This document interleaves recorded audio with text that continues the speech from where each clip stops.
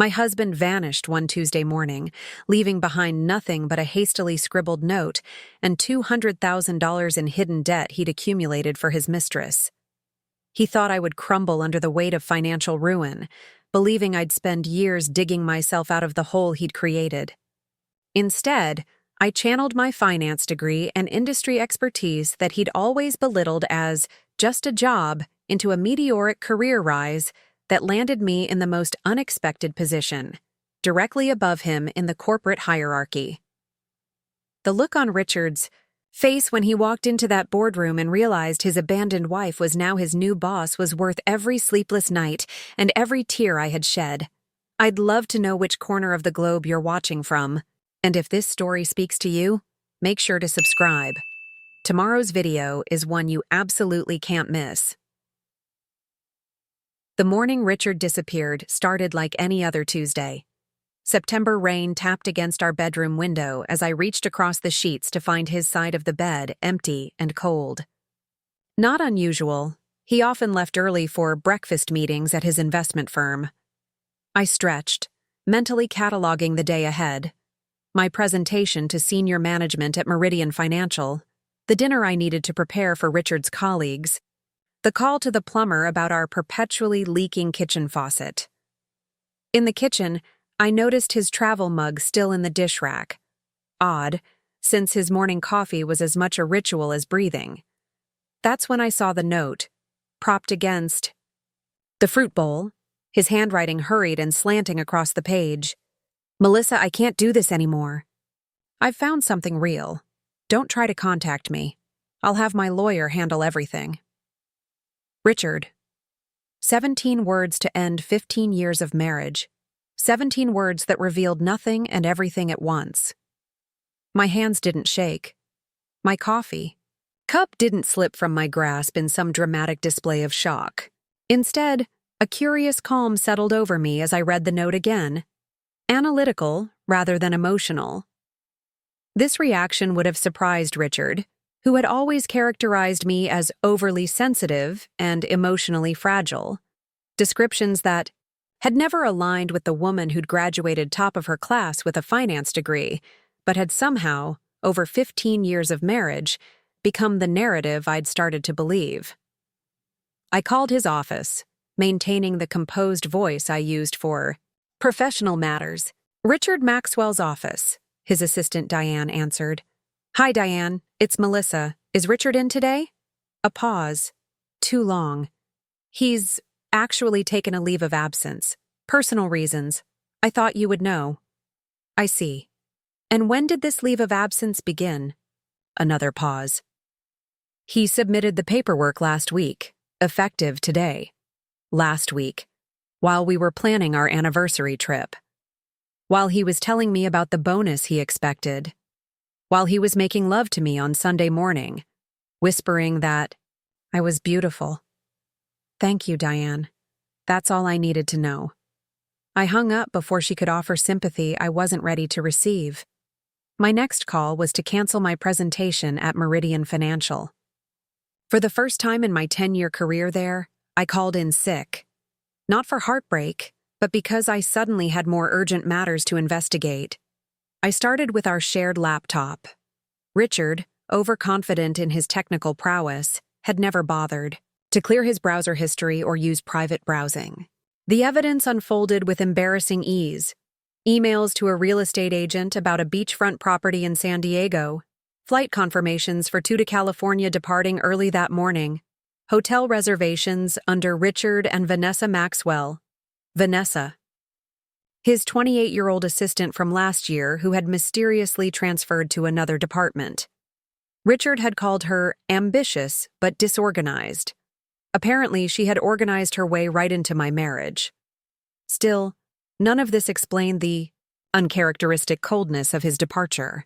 Richard, with his carefully cultivated image of the successful, benevolent husband, would typically choreograph a more graceful exit, one that wouldn't tarnish his reputation among our social circle, unless there was something worse he was hiding. With growing suspicion, I logged into our joint bank account. The balance seemed normal, but when I checked the transaction history, I found a series of large withdrawals over the past 6 months, each followed by transfers to an account I didn't recognize. Our investment portfolio, which I had largely helped build with my finance background before Richard insisted on managing it properly himself, showed similar suspicious activity. Stocks sold, funds withdrawn, equity lines maxed out. By noon, my dining room table was covered with printed statements, highlighting in hand, as I pieced together the financial crime scene Richard had left behind. The bottom line emerged with brutal clarity. He had systematically drained our joint, assets and taken out loans in our names totaling just over $200,000. My phone rang. Meridian's HR department calling to check if I needed anything. I almost laughed at the timing. Actually, I said, I'm dealing with a personal emergency. I may need a few days. Of course, Melissa. Your presentation can be rescheduled. Charles mentioned you've been in line for the regional director position. This won't affect that consideration. The regional director position, a role I had been quietly working toward for 3 years. A role that Richard had dismissed as unnecessary. Stress, and probably too demanding whenever I'd mentioned it. A role that, ironically, would have significantly increased our household income had I not been subtly discouraged from pursuing it. Thank you. I'll be in touch soon. I hung up and stared at the financial disaster spread across my dining room. The same table where Richard had laughed just 2 nights ago, twirling pasta onto his fork while telling me that women like me just aren't naturally good with high-level financial strategy. This despite my degree and decade of experience at one of the top financial firms in the country. The same Richard who had convinced me early in our marriage to let him handle our investments because it's what I do for a living, honey. The same Richard who had insisted I stay in my comfortable but advancement-limited position because it gave me such a nice work-life balance. My phone buzzed with a text from an unfamiliar number. I'm sorry you had to find out this way. He said you knew it was over. The audacity stole my breath. Not only had Richard abandoned me and stolen our financial future, but he had also painted me as the willing participant in our marriage's dissolution. I didn't respond to Vanessa. Instead, I called my bank and credit card companies, freezing joint accounts and reporting potential fraud. I contacted a lawyer recommended by a colleague, scheduling an emergency consultation for that afternoon. I pulled my credit report, documenting every unauthorized account and loan. By evening, when I should have been hosting Richard's colleagues for dinner, I was instead sitting in my lawyer's office, Barbara Kahn's experienced eyes widening as she reviewed the evidence I'd compiled in less than 8 hours. He's left you with substantial debt, she confirmed, but you've been remarkably thorough in documenting everything. We can make a case for financial fraud, especially given the timing and his deliberate concealment. What are my options? I asked, the analytical calm that had carried me through the day still holding. We filed for divorce immediately, citing abandonment and financial misconduct. We freeze any remaining assets before he can access them. We dispute the debts he fraudulently acquired, and, she looked at me with unexpected admiration, we use every bit of financial expertise you clearly possess to rebuild your position. I nodded, a plan already forming. I need to secure my income first, build a financial fortress he can't touch. Barbara smiled slightly. I've handled many divorces involving financial deception, Mrs. Maxwell, but I've rarely seen someone respond with such strategic clarity on day 1. Richard always said I was too emotional, I replied, gathering my documents. But he never really knew me at all. If he had, he would have realized that betraying a financial analyst with 15 years of pent-up ambition was perhaps the worst investment decision of his career. As I drove home through the September rain, past the life Richard and I had built together, I didn't feel the heartbreak I had expected. Instead, I felt something unfamiliar yet energizing taking its place, a cold, precise determination. The kind that transforms victims into architects of their own resurrection. By midnight, I had drafted a comprehensive action plan. Financial, legal, professional, and personal steps mapped out with the same meticulous attention I'd once given to managing our household while Richard pursued his career. But this time, every calculated move served a single purpose: not our future, but mine.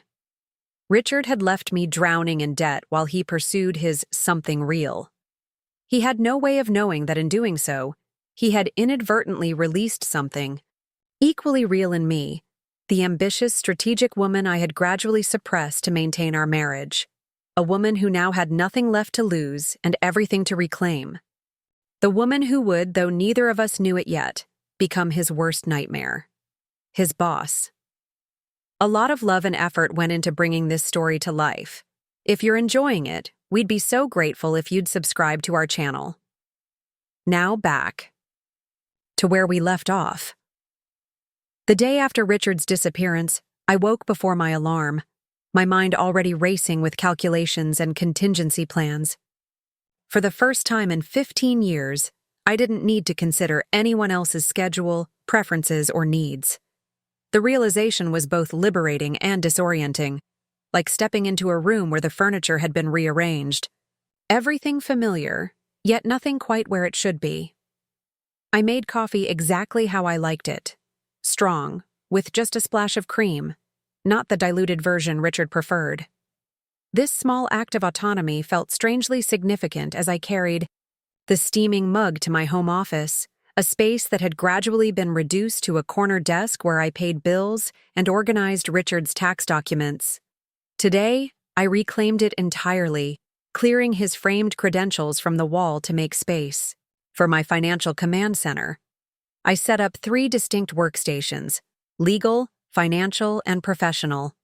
Each represented a battlefield in the war Richard had unknowingly initiated. My phone had accumulated 17 missed calls overnight, concerned friends who'd heard rumors, Richard's colleagues checking about the canceled dinner, my mother wondering why Richard's sister had suddenly unfriended her on social media. I silenced it without responding. Information was currency now, and I wasn't ready to spend mine explaining a situation I was still mapping out. Instead, I focused on taking inventory, not just of our financial assets and liabilities, but of myself. What resources did I possess beyond bank accounts? What skills had I shelved to maintain our marriage? What connections had I nurtured or neglected? On a fresh legal pad, I created 3 columns: assets, beyond financial finance degree, top of class, Stanford 10 years at Meridian Financial Specialized. Knowledge in risk assessment and portfolio management, industry reputation for analytical precision. Network of former classmates in executive positions, untapped potential recognized by senior management liabilities, beyond financial. Professional growth stunted by prioritizing Richard's career isolation from industry peers due to Richard's insistence that networking events were wastes of time. Confidence undermined by years of subtle diminishment. Identity heavily intertwined with role as Richard's wife. No independent credit history for major purchases. Immediate resources $1,400 in my private emergency fund, kept in a safety deposit box after Richard called it paranoid. My grandmother's jewelry collection, which Richard had unsuccessfully tried to convince me to sell. 3 weeks of accumulated vacation time at Meridian Barbara Kahn, divorce attorney with experience in financial fraud. My Meridian colleague James Chen, now at the SEC, who owed me a favor. This exercise revealed something I hadn't fully acknowledged. While Richard had been systematically draining our financial resources, I had been allowing him to drain something equally valuable: my professional potential. For years, I had accepted his narrative that my career was secondary, that my financial expertise was theoretical rather than practical, that my cautious investment approach indicated a lack of vision rather than prudent risk management. The regional director position I'd been eyeing would normally have been a stretch given my deliberately maintained middle management status. But circumstances had changed dramatically. Extreme situations called for unprecedented action, and I no longer had the luxury of patient incremental career advancement. At 10 a.m., I called Charles Whitman, Meridian's executive vice president, and my department head. "Melissa, how are you feeling today? Still under the weather?" His concern sounded genuine. "Actually, Charles, I need to speak with you privately. Is there a time today that would work?" Something in my tone must have communicated the gravity of the situation. "I can move some things around. Would 1 p.m. work?" "Perfectly. And Charles, I'd prefer if this meeting remained confidential." A brief pause. "Of course." After hanging up, I showered and dressed with deliberate care, choosing a charcoal gray suit I'd purchased for client presentations, but that Richard had dismissed as too severe. I applied makeup that emphasized competence rather than the softer look Richard preferred. I even removed my wedding ring, the indentation on my finger a pale reminder of what had been. Before leaving for the office, I made one more call to Meridian's HR department. "Terry, it's Melissa Maxwell. I need to update my personnel file immediately. I'm legally separating from my husband and need to ensure he has no access to my employment information, compensation details, or benefits." Terry's professional demeanor barely slipped. "I understand. We can process that today. Would you prefer to change back to your maiden name as well?" The question caught me off guard. I hadn't considered reclaiming Melissa Hargrove as part of this transformation. "Yes," I decided on the spot. "Please begin that process." The drive to Meridian's downtown headquarters felt like commuting to a different life. For 10 years, I had taken the same route, parked in the same section, and greeted the same security guards. But today, everything appeared sharper, more defined, as if I was seeing my professional landscape with fresh eyes. Charles was waiting in his office when I arrived, his expression shifting from routine concern to focused attention as I closed the door behind me. "This isn't about being sick," he observed. "No." I placed my portfolio on his desk and sat down. "Charles, I'm going to tell you something in confidence, both as my supervisor and someone I've worked with for a decade. Yesterday morning, my husband abandoned our marriage, leaving me with approximately $200,000 in fraudulent debt acquired without my knowledge or consent." To his credit, Charles maintained his composure, only the slight widening of his eyes indicating surprise. "I've already engaged legal counsel and taken immediate financial precautions," I continued. "However, my circumstances have changed dramatically, overnight. I'm no longer in a position where I can maintain the professional status quo. I understand this is a difficult personal situation, Melissa. Whatever support Meridian can provide, I'm not looking for accommodation, Charles. I'm looking for an opportunity." I leaned forward slightly.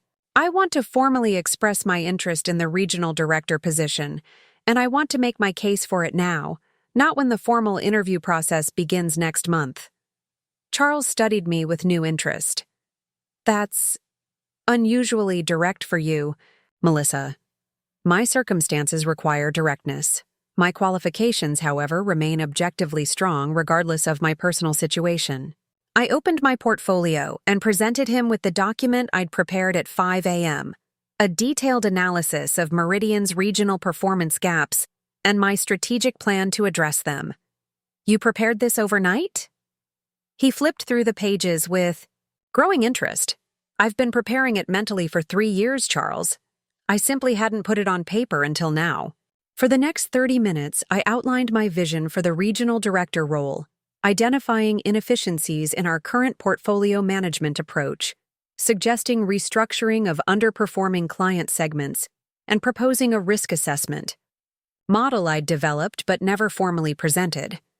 When I finished, Charles was silent for a moment, looking at me as if seeing someone new across the desk. "You know," he finally said, "Richard mentioned at the Meridian golf tournament last spring that you were comfortable in your current role, that you preferred work-life balance to advancement pressure." The revelation stung but didn't surprise me. Another way Richard had contained my growth, another boundary established without my knowledge. "Richard no longer speaks for me," I replied evenly. professionally or otherwise. Charles nodded slowly. The regional director position requires someone who can handle significant pressure, make high-stakes decisions, and manage complex financial strategies while leading a team of 30 professionals. All of which I am not only capable of but eager to demonstrate. I maintained steady eye contact. I realize I'm asking you to consider me outside the normal advancement path, Charles. But I'm also offering Meridian something valuable, a senior manager who is suddenly highly motivated to exceed every performance metric you establish. Because you need the increased compensation, he observed. Because I need to prove something, I corrected him. Not just to Meridian, and certainly not to Richard. I need to prove something to myself. Charles closed my portfolio and handed it back to me. The interview committee meets on Friday. I'll need this converted into a formal presentation by Thursday afternoon. It wasn't a yes, but it was an opportunity. You'll have it tomorrow morning. As I stood to leave, Charles added, For what it's worth, Melissa, several of us have wondered for years why you weren't pursuing more senior positions. Your analytical work has consistently outperformed your job description. The validation from a respected superior, acknowledging what Richard had consistently minimized, was unexpectedly emotional. I managed a professional nod despite the sudden tightness in my throat. Sometimes we only recognize our own barriers when someone else removes them for us, I replied, even if they didn't intend to do us any favors. As I walked back to my office, straighter and more purposeful than I had entered, I realized that Richard's betrayal had inadvertently released me from something I hadn't fully recognized, the careful restraint of my professional self to maintain the balance he preferred in our marriage. Richard had left with another woman, stolen our financial security, and attempted to drown me in debt. He couldn't have known that in doing so, he had actually cut me loose from anchors I hadn't even realized were holding me in place. 3 days after Richard's disappearance, I faced my first weekend alone in our suburban 4-bedroom house. The emptiness echoed in ways I hadn't anticipated, not with loneliness, but with revelation. Moving from room to room, I began to see our home not as the warm sanctuary Richard had always described in his Christmas letters to friends and family, but as a carefully constructed stage set for the life he wanted to project. The formal living room we never used but maintained for entertaining his colleagues. The chef's kitchen where he'd occasionally prepare elaborate meals when clients came over, leaving me to clean the aftermath. The home office was decorated with his awards and credentials, my single finance industry recognition tucked behind a potted plant. Even our bedroom featured the heavy masculine furniture he'd selected when we moved in, my preference for something lighter dismissed as lacking sophistication. I opened his closet, still filled with tailored suits and monogrammed shirts. Richard had only taken what he needed for his new California life, confident that he could simply replace material possessions. His cologne still lingered in the fabric, the expensive sandalwood blend I'd given him on our last anniversary. I closed the door firmly, sealing the scent away. In the master bathroom, I discovered the first revealing oversight in Richard's calculated exit, a prescription bottle of Propecia, hidden behind his electric razor.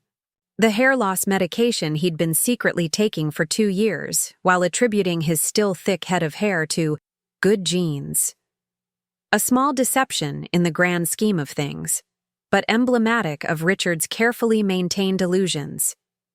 By midday, I found myself in the basement storage room, pulling out boxes of financial records I'd meticulously organized, but that Richard had insisted we didn't need cluttering the main living space. Year by year, I excavated our financial history, spread it across the basement floor, and began reconstructing the true narrative of our marriage. The evidence was painfully clear. While I had believed we were building a secure future together, Richard had been systematically positioning himself for independent success. The investments I thought were joint had fine print giving him controlling interest. The vacation property in the Poconos that we'd purchased together had been refinanced without my knowledge, the equity withdrawn. Even my inheritance from my father, which Richard had insisted we invest in our future, had been directed into ventures that primarily benefited his portfolio. Most telling were the career trajectories documented in our tax returns. Richard's income had quadrupled over 15 years as he climbed the corporate ladder at Westbrook Investments. Mine had increased by a modest 32% despite my advanced degree and consistently positive performance reviews. The disparity wasn't accidental, it was architectural. Among the papers, I found a life insurance policy Richard had taken out on me 5 years earlier, $750,000 with him as the sole beneficiary. We had no children to provide for, and he'd never mentioned this policy.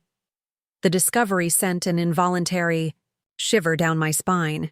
Had he ever considered an even more permanent form of abandonment? My phone buzzed with a text from my mother. "Honey, Richard's mother called me. She says you're not returning anyone's calls and they're worried. What should I tell her?" I stared at the message, realizing I'd been avoiding the social fallout of Richard's departure. How much did his family know? What story had he told them? The questions triggered something unexpected. Not anxiety about social judgment, but irritation at the emotional labor expected of me even now. I was supposed to manage everyone else's feelings about Richard's betrayal while simultaneously handling the financial disaster he'd created. "Tell her I'm dealing with some unexpected challenges Richard left behind," I texted back. "I'll reach out when I'm ready." My phone immediately rang. My mother, predictably, wanting more information. I silenced it and turned back to the financial archaeology spread across the basement floor. By evening, I had compiled a comprehensive timeline of Richard's financial deceptions, small at first, growing increasingly bold as my trust in his financial management deepened. The most damning discovery was a series of transfers to an account labeled West Coast Opportunity Fund, beginning 18 months ago, around the time Vanessa had joined his department. I photographed everything, organized the most critical documents into a folder for Barbara, and then did something Richard would never have expected. I rebuilt our entire financial history in a detailed spreadsheet, creating visualizations that clearly demonstrated the pattern of his misappropriation.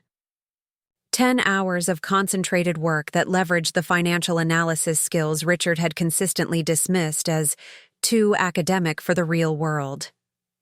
At midnight, I emailed the file to Barbara with a simple message: "Evidence for our case. Also, prepared for potential criminal charges if necessary." Her response came surprisingly quickly. "This is extraordinary work, Melissa. We should discuss how far you want to take this. Some clients prefer quieter resolutions even with strong evidence." I stared at her message, understanding the implication. Many women in my position would prioritize a quick, private divorce over public exposure of their husband's financial crimes. That path would be cleaner, faster, less emotionally taxing. Richard was probably counting on that very calculation. My desire to avoid embarrassment outweighing my pursuit of justice. "I want everything the law allows," I wrote back. "Nothing quiet about it." Sunday morning, I woke with a clarity that had eluded me for years. The weight of managing Richard's expectations, accommodating his preferences, and supporting his ambitions had been so gradual, so incremental, that I hadn't recognized how heavy the burden had become until it was suddenly lifted. I showered in, water as hot as I could stand, washing away the basement dust and metaphorical cobwebs. In the steamy bathroom mirror, I studied my reflection with objective eyes. At 41, I was still attractive, though I'd allowed Richard's occasional comments about watching those extra few pounds to make me self-conscious. My dark hair had subtle threads of silver that he'd encouraged me to color. The fine lines around my eyes spoke of an experience Richard had suggested I talk to a dermatologist about. On impulse, I opened the drawer containing the expensive anti-aging creams and serums Richard had given me last Christmas. "Just to maintain what you have, honey." and dropped them into the trash. Petty, perhaps, but deeply satisfying. Dressed in jeans and a sweater I'd rarely worn because Richard found it too casual, I drove to the local coffee shop instead of making coffee at home.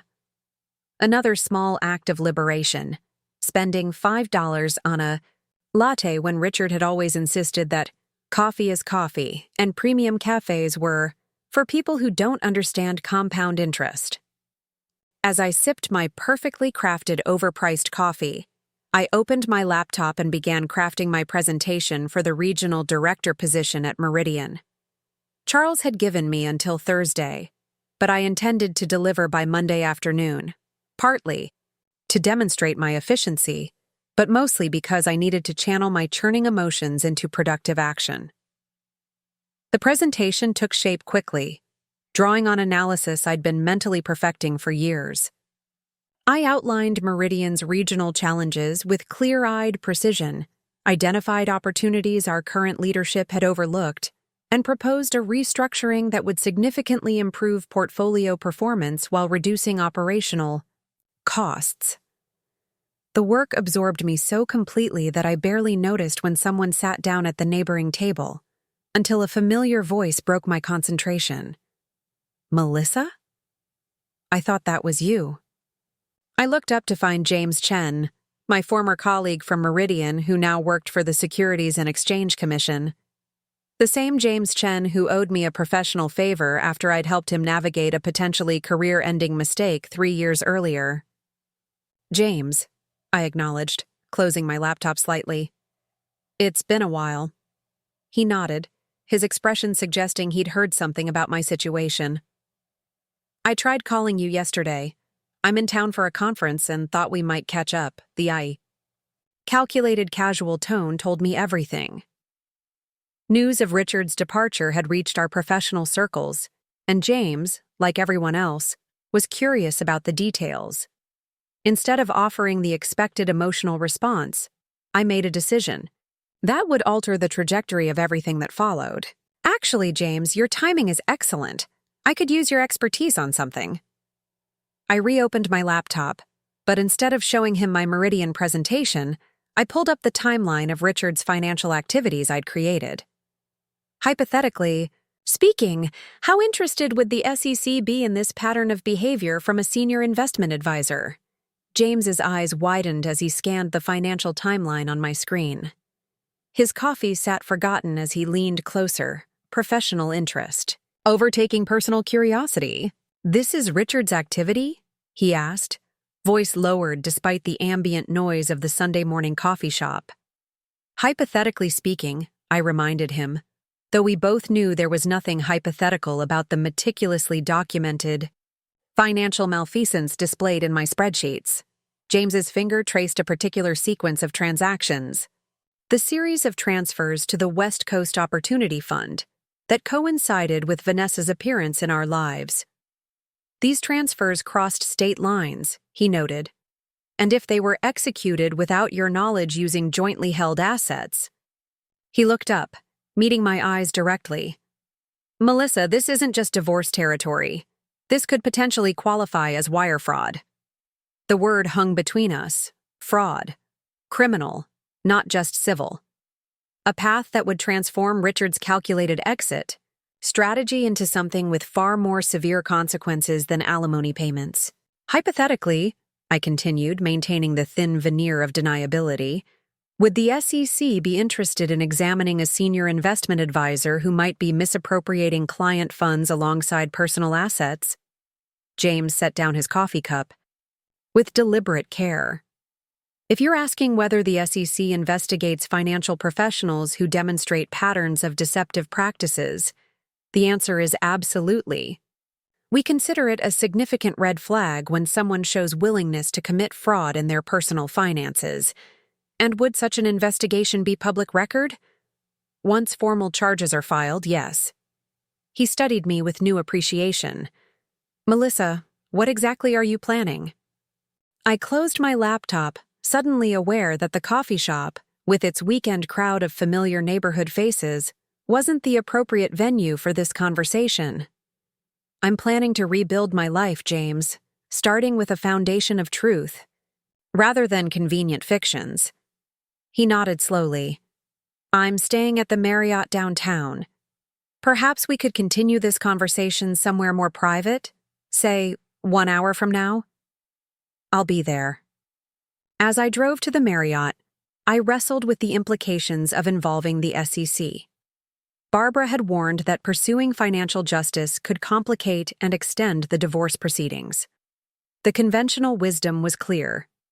Extract yourself as cleanly and quickly as possible, especially when the perpetrator had already moved on to another relationship.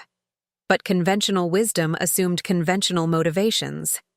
It assumed I wanted to move on, to heal, to find another relationship. What if what I wanted was something entirely different? The hotel conference room James secured for our meeting offered the anonymity and professional setting this conversation required. He had brought his laptop and a notepad, the federal regulator now fully engaged despite his weekend status. Before we go further, he said as I set up my materials, I need to understand your objectives, Melissa. There are multiple paths forward from what you've shown me, with very different outcomes. I appreciated his directness. I want 3 things, James.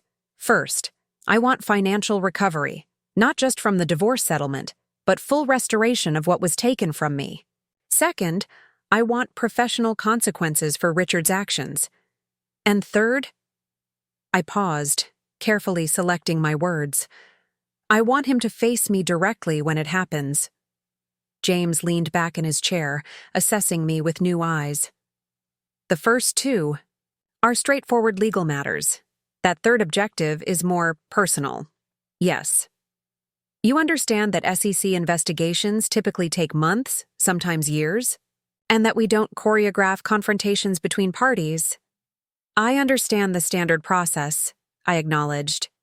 I also understand that how information reaches the SEC can significantly impact the trajectory of an investigation. A slight smile touched James's lips. You've done some research. I've had 3 days with nothing but time and motivation.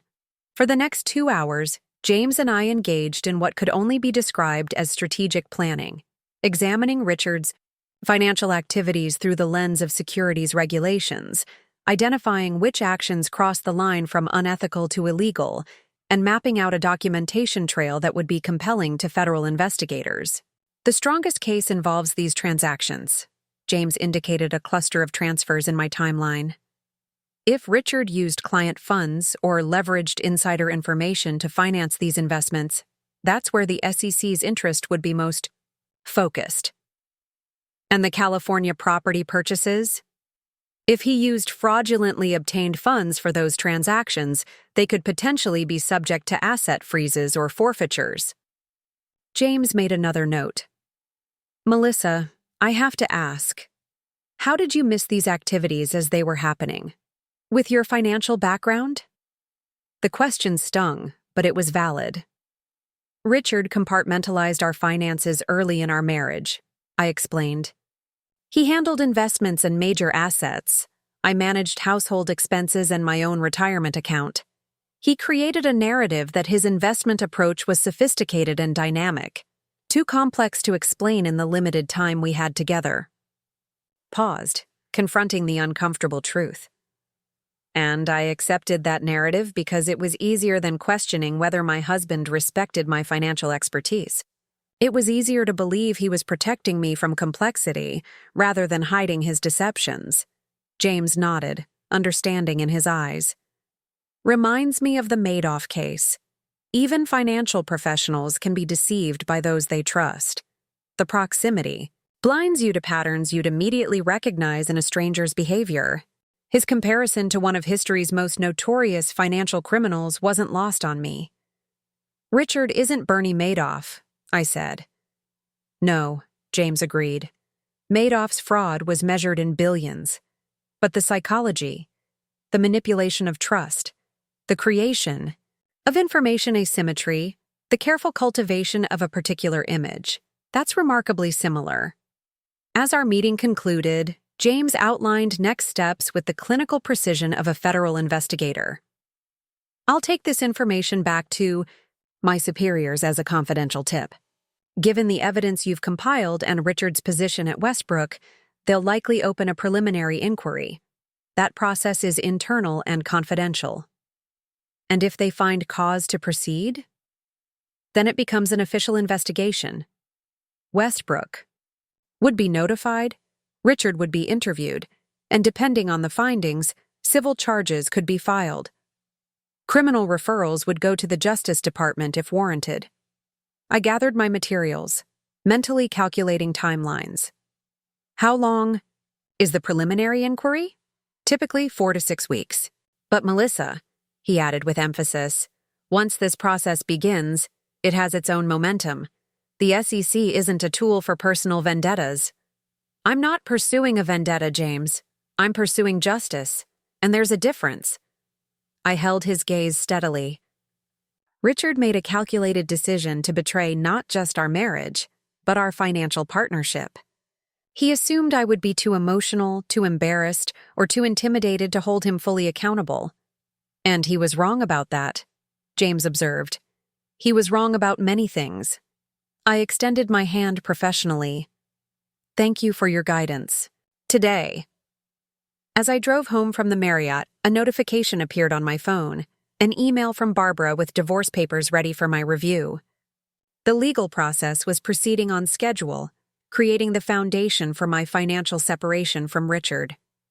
But the SEC angle represented something different, a consequence Richard hadn't anticipated in his risk calculation. At home, I returned to the presentation I was preparing for Meridian.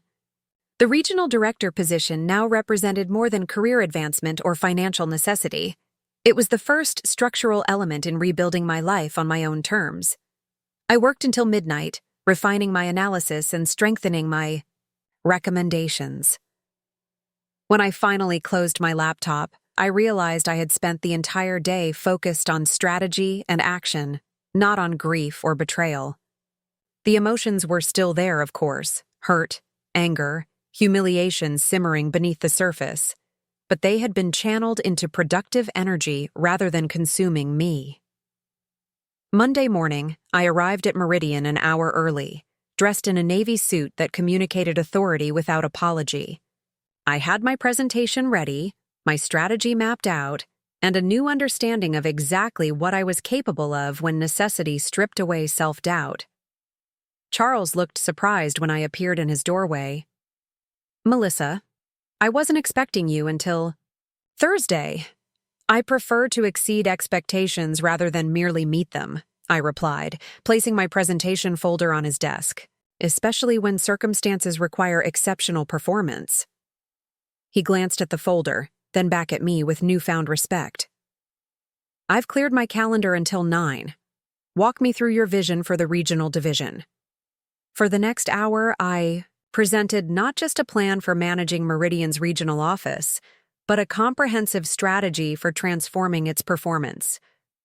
I outlined inefficiencies in the current structure, opportunities for portfolio optimization, and specific metrics for measuring success. I didn't just demonstrate knowledge of regional operations, I showed how my analytical approach could extract value others had missed. When I finished, Charles was silent for a long moment, studying me with new consideration. This is exceptional. Work, Melissa, particularly given the tight timeline and your personal circumstances. My circumstances have clarified my priorities, Charles, not diminished my capabilities. He nodded slowly. The interview committee won't meet until Friday, but I'll make sure they have copies of this presentation beforehand. In the meantime, I'd like you to head the Miller account transition. It's our largest regional client, and the lead analyst position just opened up. The Miller account, a $200 million portfolio that represented nearly 30% of our regional business, the kind of high-visibility assignment that could cement my candidacy for the director position. I appreciate the opportunity, I said, careful, to maintain professional composure despite the significance of this vote of confidence. I'll start today. As I left Charles's office, my phone vibrated with an incoming text. Unknown number, but the content made the sender unmistakable. "We need to talk about these accounts you've frozen. This isn't fair to Vanessa and me. Richard?" I stared at the message, its audacity almost impressive. After abandoning me with fraudulent debt and ghosting all communication, Richard's first direct contact was to complain about inconvenience to him and his mistress. I deleted the message without responding and turned my attention to the Miller account files waiting on my desk. Richard had chosen his path, calculating that I would follow familiar patterns of emotional response and conflict avoidance. But his calculations had failed to account for a critical variable. The woman he thought he knew no longer existed. In her place stood someone who understood exactly how to architect consequences he hadn't imagined possible. By the end of my first week as lead analyst on the Miller account, I had established a new rhythm to my days, one built around reclamation, rather than accommodation. Each morning began with a strategy session for the Miller portfolio, followed by meticulous documentation of the account's historical performance gaps. Evenings were dedicated to gathering evidence for Barbara and building my case for the regional director position. Sleep had become a tactical resource rather than a necessity. 5 hours a night, precisely scheduled, with no time wasted staring at the ceiling or processing emotions. Those luxury items could wait until after I had secured my professional and financial future. Richard's attempts at contact continued, evolving from terse demands to increasingly desperate pleas as the reality of his situation became clear. His access to our joint accounts remained frozen. Credit cards were being declined. Westbrook Investments had placed him on administrative leave pending an internal review, the first ripple effect of the SEC's preliminary inquiry. "Melissa, please call me back. This has gotten out of hand. We can work this out between us without lawyers and regulators." His most recent voicemail carried a tension I'd rarely heard from Richard, whose cultivated confidence had always been his defining characteristic. I saved each message without responding, forwarding them to Barbara as evidence of attempted contact outside approved legal channels. The old Melissa would have felt compelled to explain, to justify, to soothe his anxiety even after his betrayal. The new Melissa recognized these reactions as conditioned responses that no longer served me. Friday morning arrived with crisp autumn, sunlight streaming through Meridian's glass-walled conference room. The interview committee, Charles, 2 senior directors, and the head of HR, sat across from me, my presentation folders open before them. "Ms. Hargrove," Charles began, purposefully using my reclaimed maiden name, "we've reviewed your proposal for regional operations, and I must say it's generated considerable discussion among our leadership team." I nodded, maintaining composed eye contact. I imagine any significant operational restructuring would warrant thorough examination. The head of HR, Elaine Peterson, leaned forward slightly. "What's especially noteworthy is how your proposal identifies inefficiencies that our current management has either overlooked or accepted as inevitable." "Nothing in finance is inevitable," I replied, "only inadequately analyzed." A slight smile touched Charles's lips. "That's precisely the perspective we need to discuss. Your analytical approach is exceptional, but the regional director role requires more than analysis. It demands leadership, strategic vision, and the ability to drive organizational change, often in the face of resistance. Which is why my proposal includes a phased implementation strategy with specific metrics for measuring adoption and effectiveness," I countered. "Change management is most successful when results provide their own validation." For the next hour, the committee tested my readiness with increasingly complex scenarios. Managing underperforming team members, handling client objections to fee structures, balancing short-term results against long-term portfolio stability. Each question probed not just my financial knowledge but my leadership philosophy and decision-making process. "One final question, Ms. Hargrove," the senior risk director said, consulting his notes. "Given your recent personal circumstances, which We understand are challenging. How can Meridian be confident that those external pressures won't impact your performance in such a critical role? The question was professionally phrased but pointed directly at the elephant in the room. My pending divorce, the financial chaos Richard had created, and the significant career leap I was attempting in the midst of personal crisis. I understand your concern, I said, meeting his gaze steadily. But I would suggest that my performance this week on the Miller account, while managing those same external pressures, offers a more relevant answer than any assurance I could provide. I opened a folder I had brought separately from my presentation. Materials. This is my preliminary analysis of the Miller portfolio, identifying 3 specific areas where performance optimization could increase returns by approximately 4.2% annually while reducing volatility. I slid the document across the table. I completed this alongside my regular responsibilities and personal obligations. Under normal circumstances, such analysis might take weeks. I delivered it in 5 days. Charles picked up the analysis, eyebrows raising slightly as he scanned the content. This is rather comprehensive for a preliminary review. Yes, I agreed simply. It is. The committee exchanged glances, a silent communication passing between them before Charles closed the folder. Thank you, Ms. Hargrove. We'll be making our decision early next week. In the meantime, please continue your excellent work with the Miller account. I exited the conference room with measured steps, maintaining professional composure until I reached my office. Only then, with the door closed, did I allow myself a moment to acknowledge what I had just done, challenge the established career progression path at Meridian, while simultaneously demonstrating capabilities that had long been overlooked.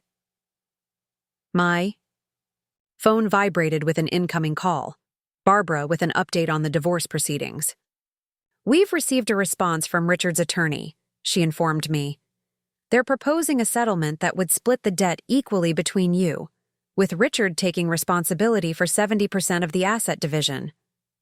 That's not acceptable, I replied immediately. The debt was fraudulently acquired without my knowledge. I won't accept a single dollar of responsibility for it. Barbara sighed, though I detected a note of approval beneath her professional caution. They anticipated that response. Their counterposition is that as his spouse, you benefited from the lifestyle those funds provided, regardless of your knowledge about their source. Did Richard's attorney explain how exactly I benefited from funds transferred to the West Coast Opportunity Fund, that coincidentally began when his relationship with Vanessa did? The question emerged with more edge than I intended. Actually, that's where things get interesting, Barbara said, her tone shifting. Richard is claiming those transfers were legitimate investments in a California property development fund, not personal expenses for his relationship. He's provided documentation showing the fund exists and has legitimate investors. I processed this information, mentally recategorizing it from evidence of affair-related spending to something potentially more complicated and more legally significant. Barbara, if Richard was directing clients to invest in this same fund, while personally involved with it, would that represent a conflict of interest? Potentially. It would depend on whether he disclosed his involvement and whether he received any undisclosed benefits from directing client investments there. She paused. Why do you ask? Just connecting dots, I replied, maintaining professional discretion about my parallel conversation with the SEC. Can you send me the documentation his attorney provided about this fund? Already in your email. Review it carefully. There's something about the timing that doesn't align with his other statements. After ending the call with Barbara, I opened the documents Richard's attorney had submitted. Incorporation papers for West Coast Opportunity Fund, LLC, dated 18 months earlier, with Richard listed as a founding partner alongside a name I didn't recognize, Vincent Schaefer. A quick LinkedIn search revealed Vincent Schaefer as a real estate developer based in San Diego, and a familiar face from Richard's business trips to California over the past 2 years. Trips that had grown increasingly frequent and always featured prominently in Richard's humble bragging social media posts about expanding horizons and high-level networking. I forwarded the documentation to James with a brief note. Potential. Additional angle.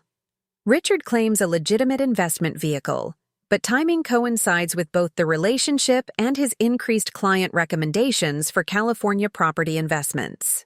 His response came within minutes. This changes the complexity of the potential case, sending to our real estate investment fraud team for review.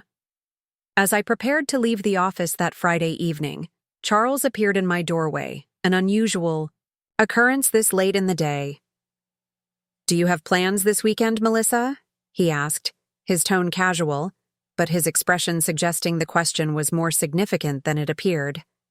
"Nothing that can't be adjusted if needed," I replied, instantly, alert to the possibility that this might relate to the regional director position. "Good. The board has called an emergency session for tomorrow morning regarding some concerning information they've received about Westbrook Investments. Given your work on the Miller account, which has significant holdings managed by Westbrook, your insight would be valuable." My heart rate accelerated slightly, though I maintained a neutral expression. "What kind of information?" Charles glanced into the hallway before responding, his voice lowered. "Preliminary indications of potential improprieties in their West Coast Development Fund. Several of our clients, including Miller, have substantial positions there based on Westbrook's recommendations. The West Coast Opportunity Fund, Richard's fund, the very entity I had flagged to the SEC just days earlier. What time tomorrow?"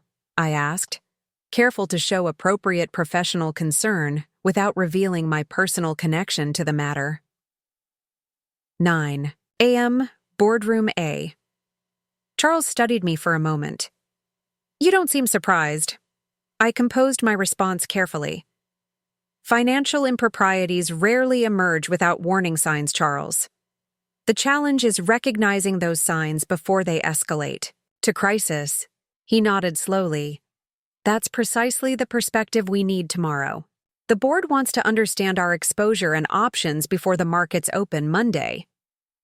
After Charles left, I sat in my darkened office, processing the accelerating timeline.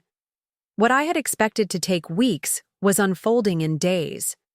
The SEC's preliminary inquiry had clearly uncovered something significant enough to warrant notifying Meridian's board immediately.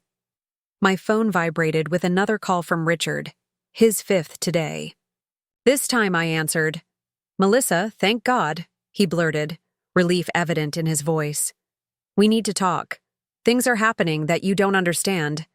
"I understand perfectly, Richard," I interrupted, my voice steady and clinical.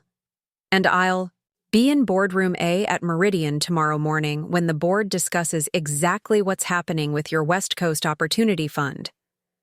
The silence that followed contained its own kind of eloquence, the sound of Richard's carefully constructed reality collapsing entirely. Saturday morning dawned with the particular clarity that follows a night of minimal sleep and maximum preparation.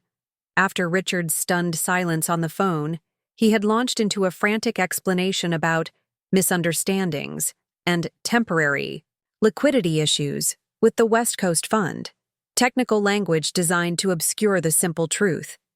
He had been directing client investments, including those from Meridian's portfolios, into a venture where he held undisclosed personal interest. Had listened without interruption, recording the call with a phone app Barbara had recommended for precisely this purpose. When he finally ran out of explanations, I had responded with a single question. "Does Vanessa know about the SEC inquiry?" His hesitation told me everything. "This isn't about Vanessa," he'd stammered. "This is about a misunderstanding that could damage both our reputations." "My reputation is built on integrity and analytical accuracy, Richard. What's yours built on?" I had ended the call then, turning my attention to preparing for the board meeting, reviewing Meridian's exposure to Westbrook recommended investments, particularly those connected to the California Property Fund, and compiling a preliminary risk assessment based on available information. Now dressed in a charcoal suit that communicated serious competence, I arrived at Meridian's offices 30 minutes before the scheduled emergency board meeting. The Saturday morning security guard looked surprised to see me but waved me through with a respectful nod. The executive floor was eerily quiet, the usual weekday bustle replaced by the muted anticipation of crisis management. In the hallway outside Boardroom A, Charles was engaged in a hushed conversation with Elaine from HR and two board members I recognized from company events. "Melissa," Charles beckoned me over, making quick introductions. "I was just explaining your work on the Miller account and your background in risk assessment." Gregory Walsh, Meridian's board chairman, studied me with evaluative interest. "Charles mentioned you've prepared some preliminary analysis of our exposure?" "Yes, sir," I confirmed, retrieving my tablet. "Based on the information available, I've mapped Meridian's client positions in Westbrook-managed investments, with particular attention to their California real estate ventures." I displayed a visualization I'd created overnight, a network diagram showing the interconnections between Meridian client accounts, Westbrook investment vehicles, and ultimate fund destinations. The West Coast Opportunity Fund appeared as a central node, connecting to multiple client portfolios including, prominently, the Miller account. "Impressive work, especially on such short notice," Walsh commented, his expression growing more serious as he absorbed the implications. "How did you compile this so quickly?"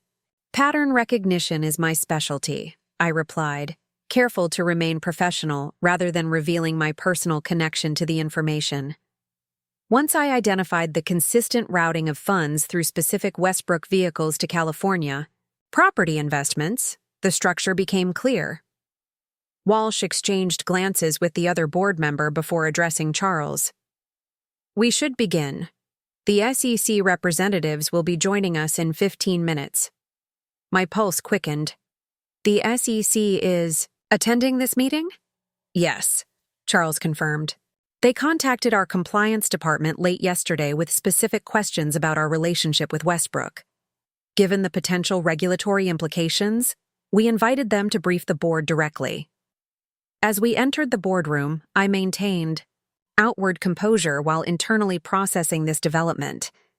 James had mentioned the preliminary inquiry might take weeks. Instead, the SEC was already engaging directly with Meridian, which meant they had found something significant enough to warrant immediate intervention. The boardroom filled quickly with senior executives, legal counsel, and compliance officers. I took a seat toward the back, appropriate to my current position within the company hierarchy despite my involvement in the analysis. Charles, however, motioned me to a seat closer to the main table. "We'll need your insights as this unfolds," he explained quietly, "particularly regarding the Miller account exposure." At precisely 9 o'clock, Meridian's head of security escorted two individuals into the room, a stern-faced woman in her 50s whom I didn't recognize, and James Chen, who gave no indication that he knew me beyond professional courtesy. "Thank you for accommodating this unusual weekend meeting," the woman began after introductions confirmed her as Diane Lockhart, SEC Associate Director of Enforcement. "As you're aware, the SEC has opened an investigation into certain activities at Westbrook Investments, particularly relating to their West Coast Real Estate Development Fund." She proceeded to outline, in carefully precise terms, the preliminary findings that had triggered the accelerated timeline. Westbrook senior advisor Richard Maxwell had been directing client funds into an investment vehicle in which he held a significant undisclosed interest, creating a clear conflict of interest that violated both SEC regulations and Westbrook's fiduciary responsibilities.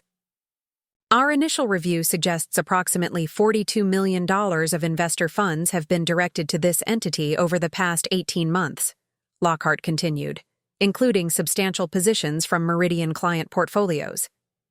The room remained silent as the implications sank in. Walsh finally spoke. "What's the status of these investments now? Are client funds at risk of loss?" James Chen stepped forward then, opening his portfolio. "That's where the situation becomes more concerning. Our preliminary investigation indicates that while the West Coast Opportunity Fund does exist as a legal entity, the actual property developments it supposedly funded are significantly overstated in investor materials. He displayed a series of photographs on the boardroom screen, empty lots and partially constructed buildings in various California locations, each labeled with the impressive development names that had appeared in Westbrook's glossy investment materials. These were taken yesterday by our San Diego field office, James explained. As you can see, many of these luxury developments are either bare land or projects abandoned in early construction phases, despite investor materials showing completed properties generating rental income.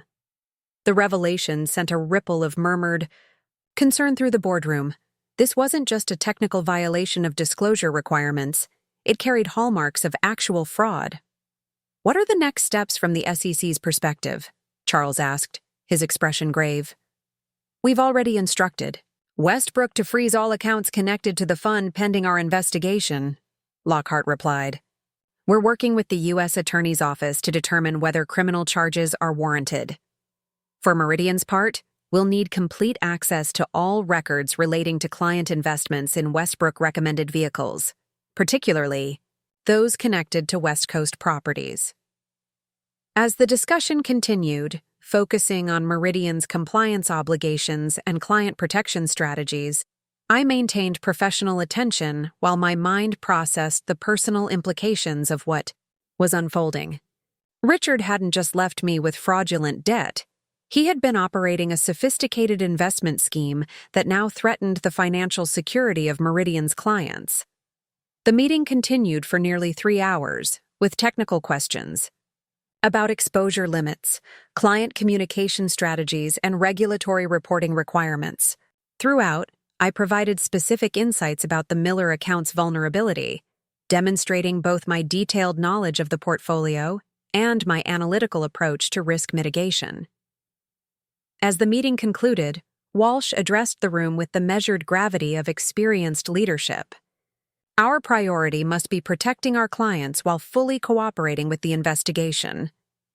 Charles, I want your team to prepare a comprehensive analysis of all affected accounts by Monday morning. We need to understand our total exposure before markets open." Charles nodded, then gestured toward me. "Melissa Hargrove has already completed preliminary mapping of our most significant exposures. I recommend she lead the weekend analysis team." Walsh considered this briefly, then nodded. "Approved. Ms. Hargrove, you'll have whatever resources you need. Our client's security depends on accuracy and speed here." As the board members and SEC representatives filed out, Charles pulled me aside. "I know this is an enormous responsibility on short notice, especially given your personal situation." I met his gaze steadily. "My personal situation has only enhanced my motivation to identify and address financial misconduct, Charles." A knowing look crossed his features. "I suspected as much. The thoroughness of your preliminary analysis suggested more than professional diligence." He paused. "Is there anything about your connection to this situation that I should know as your supervisor?" The question required careful consideration. Full disclosure might be professionally appropriate, but it could also potentially complicate my involvement in Meridian's response. "My pending divorce involves Richard Maxwell," I acknowledged, deciding transparency was the safer approach. "However, my analysis is based entirely on Meridian's client data and publicly available information about Westbrook's investment structures." Charles absorbed this without visible surprise. "I suspected there might be a connection when you suddenly took interest in the regional director position." He considered for a moment. "Does the SEC know about your personal connection to Maxwell?" "Yes," I confirmed. "I've been fully transparent with them about my relationship." He nodded slowly. "Good. That eliminates potential conflicts from Meridian's perspective." He checked his watch. "I need to brief the CEO before he returns from Tokyo. You have authorization to assemble a team of analysts, whoever you need through the weekend. The board will reconvene Sunday evening to review your findings. As Charles departed, I stood alone in the boardroom, the weight of responsibility settling alongside an unexpected sense of validation. In less than a week, I had transformed from Richard's abandoned wife struggling with fraudulent debt to the analyst leading Meridian's response to his investment scheme. The professional trust being placed in me during a critical situation affecting millions in client assets contrasted sharply with Richard's persistent diminishment of my financial capabilities throughout our marriage. The irony wasn't lost on me. His deception had created the very crisis that was now showcasing my expertise. My phone vibrated with an incoming text from an unknown number. "This is Vanessa. We need to talk about Richard. It's urgent." I stared at the message, considering the implications of Richard's mistress reaching out directly. Was this a desperate attempt at damage control? Or something else entirely? After a moment's reflection, I typed a response. "I'm working on critical analysis until tomorrow evening. I can meet you Monday morning, 7 a.m. at Meridian's office." Her reply came instantly. "I'll be there. There are things you need to know." The weekend passed in a blur of intense focus.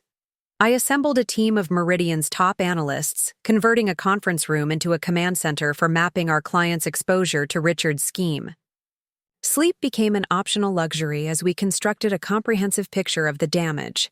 Nearly $18 million of Meridian client funds had been directed to Westbrook's California ventures, with the Miller account representing the largest single, exposure at $4.2 million.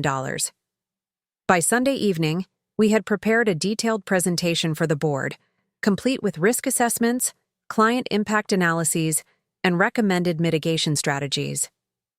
The board meeting proceeded with the controlled urgency of experienced professionals managing a crisis, with my analysis forming the foundation for Meridian's response plan. Ms. Hargrove's team has produced extraordinary work under extreme time pressure, Walsh commented as we concluded the presentation. This level of detailed analysis would typically take weeks, not days. Charles nodded in agreement. Melissa has demonstrated exceptional leadership throughout this situation. Her background in risk assessment has proven invaluable.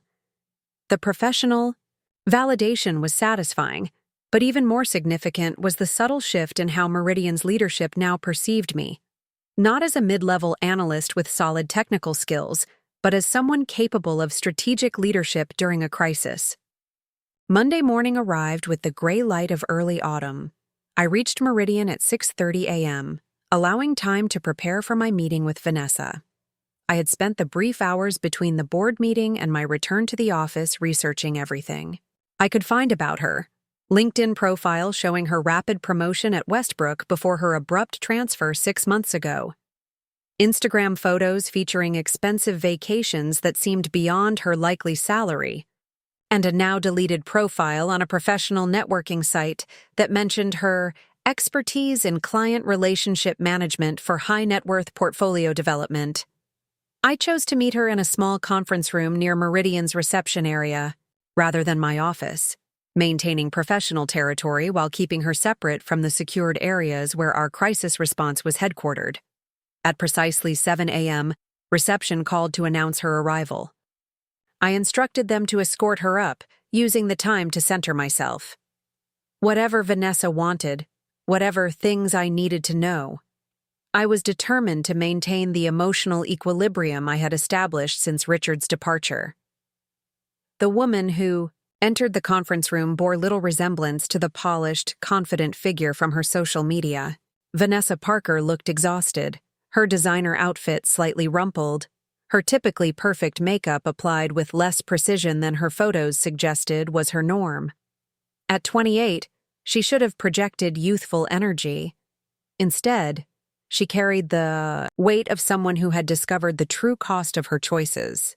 "Thank you for meeting me," she began, setting her designer handbag on the table between us. "I know this is uncomfortable." "Uncomfortable doesn't begin to describe the situation," I replied evenly, "but I'm listening."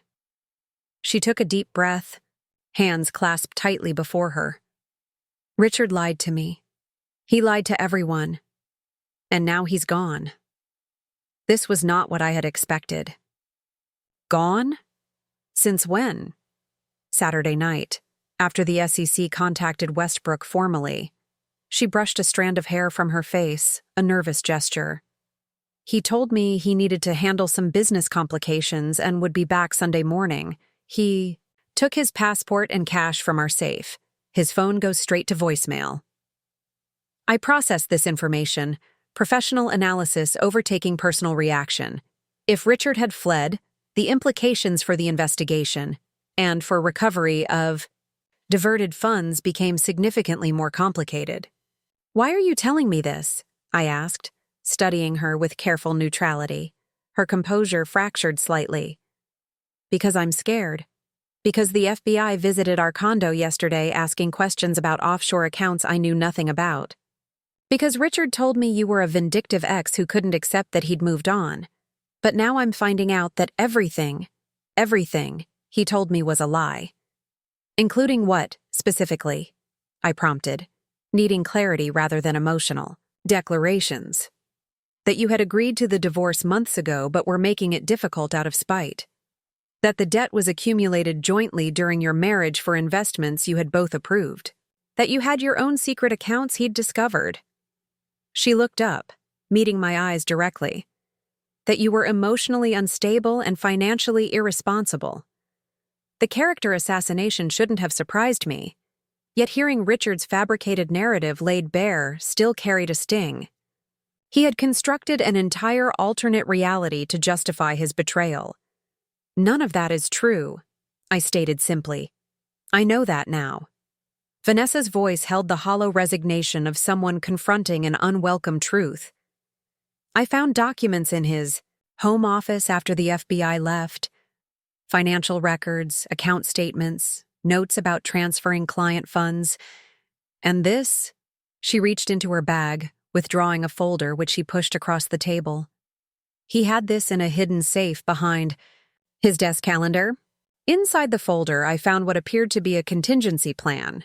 Details of banking contacts in countries without U.S. extradition treaties, identity documentation under a slightly altered name, and property listings in Malaysia. Most damning was a handwritten list of account numbers with corresponding client names, including several Meridian clients, and notation of transfer completion dates extending back 18 months. "This is evidence of criminal activity," I said quietly, already calculating how this documentation would impact the SEC investigation. "I know." Vanessa's hands trembled slightly. "That's why I brought it to you instead of turning it over to the FBI directly. I thought you deserved to see it first, given what he did to you." I studied her with renewed assessment. "Why would you extend that consideration to me? We're hardly allies in this situation." She looked away, shame coloring her features. "Because I believed him when he portrayed you as the villain in his story. I accepted his lies without question because they made it easier to justify my own choices." Her voice dropped. "And because once I saw the truth about what he'd done to you financially, I realized I wasn't his partner. I was just his next victim." "Explain." 3 months ago, Richard convinced me to invest my entire savings, plus a loan he helped me secure, into the West Coast Fund. He said it was a partner privilege with guaranteed returns. Her bitter laugh held no humor. "Turns? Out my $140,000 is as gone as your joint assets." The revelation shifted my perception of the young woman before me.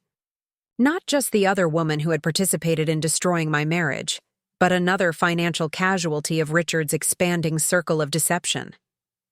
"There's something else," Vanessa continued, reaching back into her bag. "Something I think explains why everything accelerated so quickly."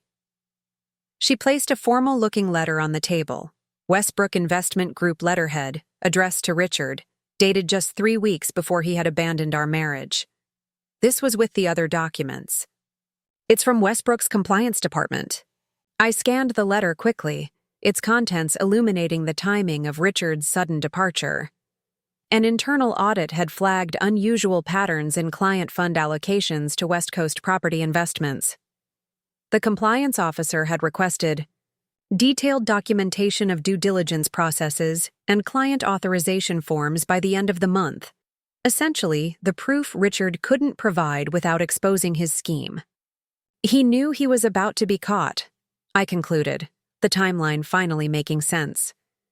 So he accelerated his exit plan, abandoning our marriage, taking what assets he could liquidate, and setting up his new life with you in California while preparing for possible escape if necessary. Vanessa nodded, her expression hollow. I was never the reason. I was just convenient, a stepping stone. Young enough to be flattered by his attention, naive enough to believe his stories about his unhappy marriage, useful because my transfer to the California office gave him a plausible reason for frequent cross-country trips. The clinical detachment with which she assessed her own role suggested she had spent the weekend coming to terms with how thoroughly she had been manipulated, a process I recognized from my own rapid evolution over the past week. What do you want from me, Vanessa? I asked directly, gathering the documents she had provided. Nothing you can give me, she replied with unexpected dignity. My career at Westbrook is over. My savings are gone. My reputation in the industry is destroyed. She stood, straightening her shoulders with visible effort. I just thought you deserved to know the truth before I met with the FBI this morning, and I wanted to apologize, for whatever that's worth. As she turned to leave, professional strategy overtook personal reaction. Wait, I called after her. These documents, the client transfer lists, the compliance warning, the escape plan, they're critical evidence for the SEC investigation. Your cooperation could be significant for the clients who've lost investments. She paused, hand on the door. I'm turning everything over to the authorities today. I've already accepted that I'll likely face questions about my own involvement, even though I never knew the true nature of his activities. I could connect you with James Chen at the SEC, I offered, making a rapid calculation about mutual benefit. Having a representative who understands the full context might be advantageous for both the investigation and your position. Vanessa considered this, suspicion briefly crossing her features. Why would you help me at all? I'm not, I clarified.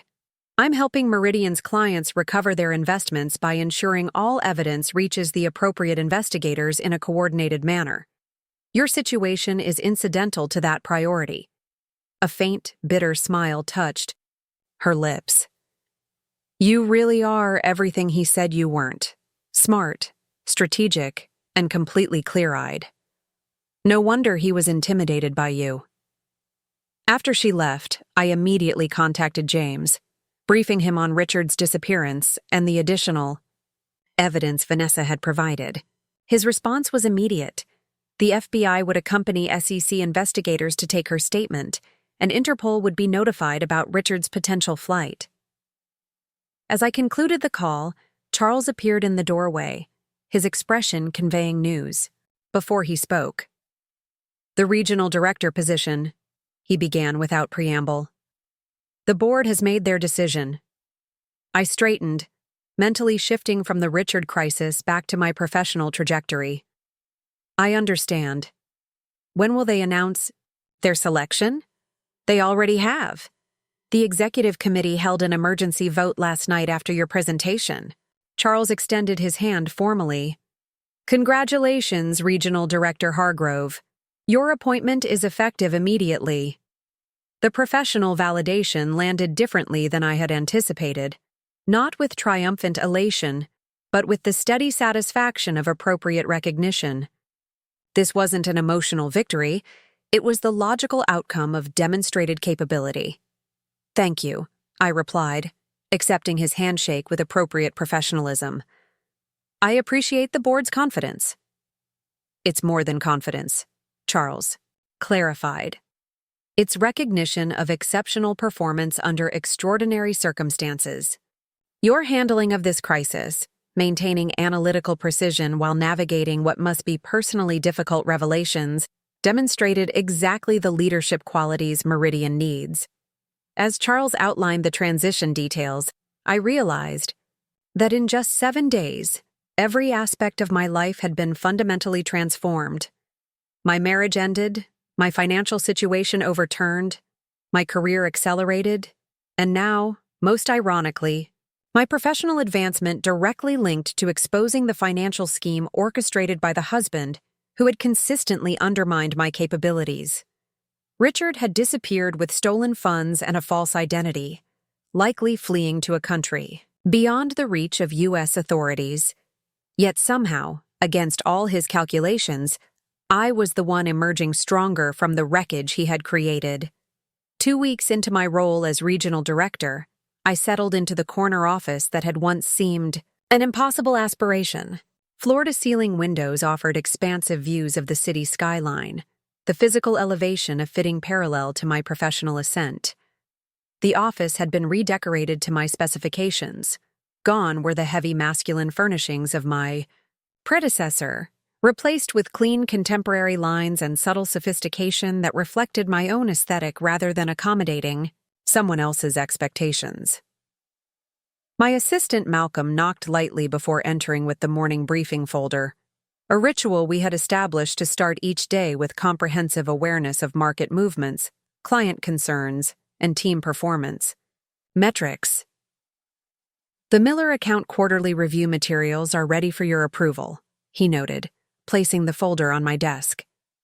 And the SEC has requested your availability for a follow-up meeting regarding the Westbrook investigation. Schedule the SEC for Thursday morning, I replied, scanning the performance indicators for our regional portfolios. And please inform the Miller team that I'll want to discuss their alternative investment strategy before the client presentation. Already noted. Malcolm's efficiency continued to impress me. A welcome change from the years I'd spent managing Richard's professional and personal details without acknowledgement. Also, Ms. Khan called.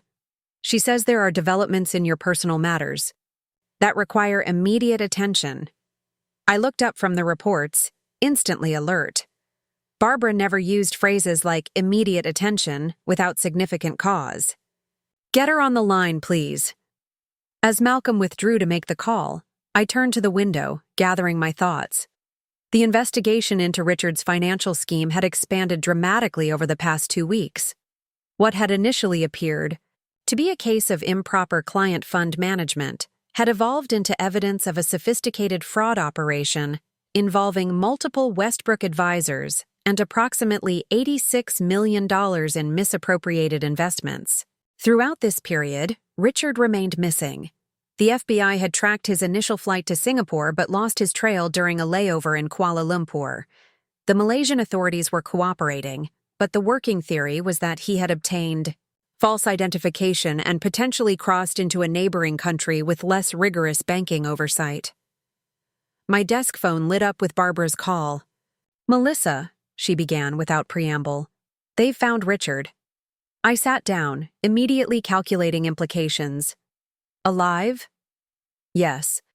Interpol located him attempting to open an account at a private bank in Jakarta using an altered passport. He's being detained pending extradition proceedings. The news landed with complex resonance. Not the emotional turbulence I might have expected weeks ago, but the measured assessment of significant new information. How does this affect our divorce proceedings? I asked, maintaining focus on practical implications.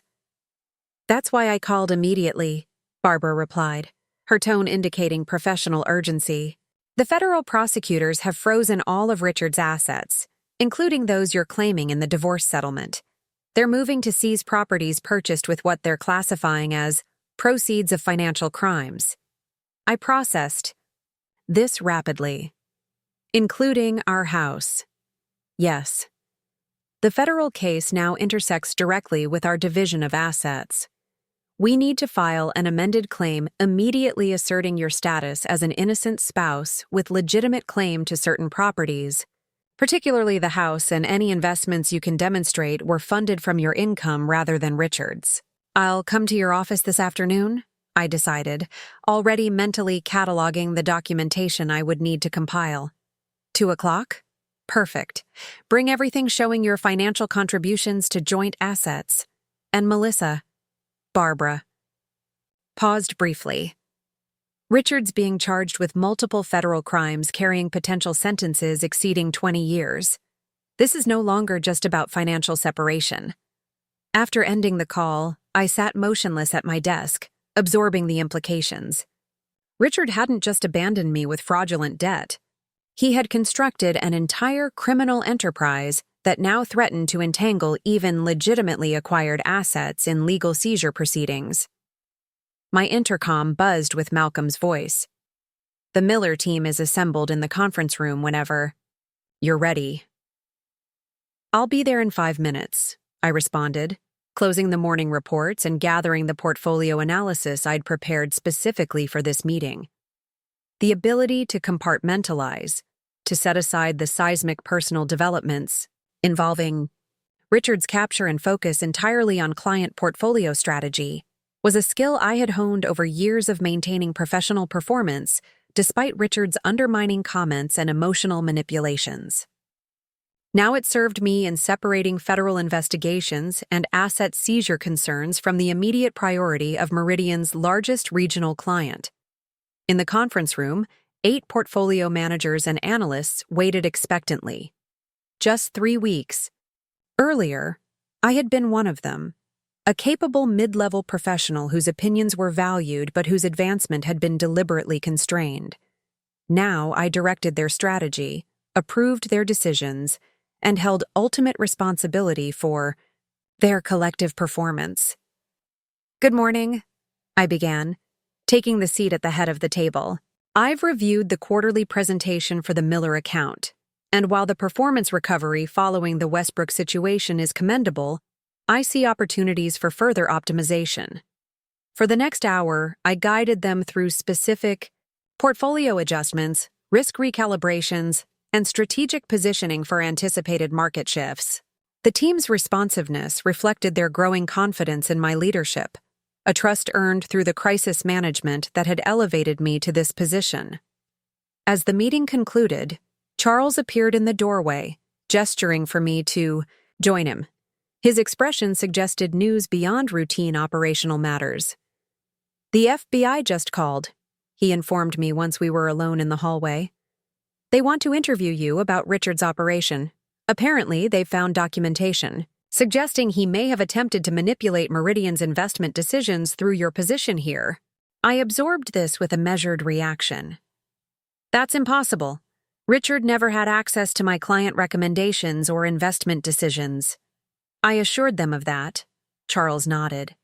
But they've recovered emails where Richard discussed with associates how your promotion might create opportunities for portfolio influence. The revelation shouldn't have shocked me, yet it carried a particular sting. The realization that even as Richard had dismissed my professional capabilities, he had calculated how my career advancement might serve his criminal enterprise. When does the FBI want to meet? I asked, already mentally cataloging all client interactions and investment decisions that might require documentation to demonstrate independence from Richard's influence. Tomorrow morning. I've arranged for Meridian's counsel to be present. Charles studied me with concern. This puts you in an extraordinarily difficult position, Melissa, both personally and professionally. Not as difficult as you might think, I replied with unexpected certainty. My investment recommendations have always been transparent, data-driven, and fully documented. Richard may have fantasized about leveraging my position, but the reality is that I maintained stringent professional boundaries between our careers, boundaries he repeatedly mocked as unnecessarily rigid. Charles nodded slowly. Those boundaries may prove to be your most valuable professional asset now. Back in my office, I began assembling comprehensive documentation of every significant investment decision I'd made since joining Meridian. Client recommendations, portfolio allocations, risk assessments, all with detailed analytical justification. The irony wasn't lost on me that the meticulous record-keeping Richard had dismissed as excessive caution now formed my strongest defense against implications of his influence. By mid-afternoon, I had prepared both for my meeting with Barbara regarding the asset seizure concerns, and for the FBI interview about potential professional compromise. As I gathered materials for the Barbara meeting, my private cell phone rang, a number I didn't recognize. "Ms. Hargrove?" An unfamiliar voice inquired after I answered. "This is Warden Michaels from the Federal Detention Center. I'm calling regarding Richard Maxwell." My grip tightened on the phone. "Yes? Mr. Maxwell has requested that you be added to his approved visitor and call list. Before processing this request, we need verbal confirmation of your willingness to be included." The request was so unexpected that for a moment I couldn't formulate a response. After everything, the abandonment, the debt, the discovered criminal enterprise, Richard wanted contact. "May I ask if Mr. Maxwell provided a reason for this request?" I finally managed, professional courtesy masking the complexity of my reaction. "He indicated you're his wife and therefore entitled to visitation privileges," the warden replied, his tone suggesting he was simply following procedural requirements. "I am his wife only in legal status pending divorce proceedings," I clarified. "We are separated, and I have no interest in being included on his visitor or call list." "Understood. I'll document your response accordingly." After ending the call, I remained at my desk, contemplating Richard's motivation. Was this a genuine attempt at reconciliation? More likely a calculated move to establish ongoing contact through which he might manipulate the divorce proceedings, or influence my potential testimony regarding his financial activities? Whatever his reasoning, the request represented Richard's fundamental misunderstanding of how completely our relationship had transformed. The woman who had accommodated his needs, managed his life, and accepted his diminishment no longer existed. In her place stood someone who recognized manipulation for what it was, and who now held professional authority Richard had never anticipated. My intercom buzzed. "Ms. Hargrove, there's a representative from the U.S. Attorney's Office here to see you. She doesn't have an appointment, but says it's regarding the Maxwell case." I took a deep breath, centering myself for whatever new complexity this might introduce. "Send her in, please." The woman who entered carried herself with the unmistakable authority of federal prosecution, tailored suit, minimal jewelry, and the focused intensity of someone whose professional currency was precision. "Ms. Hargrove, I'm Assistant U.S. Attorney Caroline Weathers," she introduced herself, extending a business card. "Thank you for seeing me without an appointment." "Of course," I gestured to the chair across from my desk. "I assume this relates to the ongoing investigation of Richard Maxwell's financial activities." "Yes and no," she replied, setting her briefcase on her lap. "I'm here about a specific aspect of the case that directly impacts you. We've received indication that Richard Maxwell intends to claim that you were a knowing participant in his financial scheme." The accusation landed with cold clarity, not as an emotional blow, but as the logical next move in Richard's desperate attempt to distribute culpability. "On what possible basis?" I inquired, my tone reflecting professional interest rather than defensive reaction. "He's provided his attorney with emails and text messages he claims demonstrate your awareness of and participation in directing client funds to his California investments." Weathers watched me carefully, clearly assessing my reaction. I nodded, slowly analyzing rather than responding emotionally. A predictable strategy. When facing overwhelming evidence, create reasonable doubt by implicating others, particularly someone with financial expertise who could potentially share culpability. Weathers seemed momentarily surprised by my clinical assessment. Most spouses react more personally to such accusations. I stopped reacting personally to Richard's manipulations the day he abandoned me with $200,000 in fraudulent debt, I replied evenly. I now analyze his actions for what they are: strategic moves with predictable patterns. For the next 20 minutes, I outlined for Weathers the professionally segregated nature of our careers, the documented timeline of my investment decisions showing complete independence from Richard's schemes, and the pattern of his dismissive comments about my financial capabilities that contradicted any claim of my involvement in sophisticated fraud. "There's something else you should know," I added, retrieving a file from my credential. "I've maintained records of Richard's communications about my career, specifically his consistent efforts to discourage my advancement and his dismissive characterization of my financial expertise." I handed her several printed emails and text messages spanning years, messages where Richard had described my work as just pushing papers around, had advised me to leave the real financial strategy to those built for it, and had actively discouraged me from pursuing promotions that would unnecessarily complicate our lives with your increased responsibilities. Weathers reviewed them with growing interest. These directly contradict his claim that he valued your financial acumen enough to involve you in his scheme. Exactly. Richard systematically undermined my professional advancement and repeatedly dismissed my financial capabilities, hardly the actions of someone who considered me a sophisticated co-conspirator. As our meeting concluded, Weathers stood to leave, her assessment of me visibly recalibrated. "Your analytical approach to this situation is unusual, Ms. Hargrove. Most witnesses in your position struggle to maintain such an objective perspective. My analytical capabilities were precisely what Richard underestimated," I replied as I walked her to the door. "It's fitting that they now serve as my most effective defense against his accusations." After she departed, I stood at my office window, watching afternoon light cast long shadows across the city below. In just 3 weeks, I had navigated a professional crisis, personal betrayal, and now criminal accusations, all while establishing leadership of Meridian's regional operations and systematically rebuilding my financial independence. The irony was absolute. Richard's attempt to destroy me financially had instead catalyzed my professional resurgence. His effort to escape consequences had accelerated his capture. And now, his desperate attempt to implicate me would provide the very opportunity I had not dared hope for.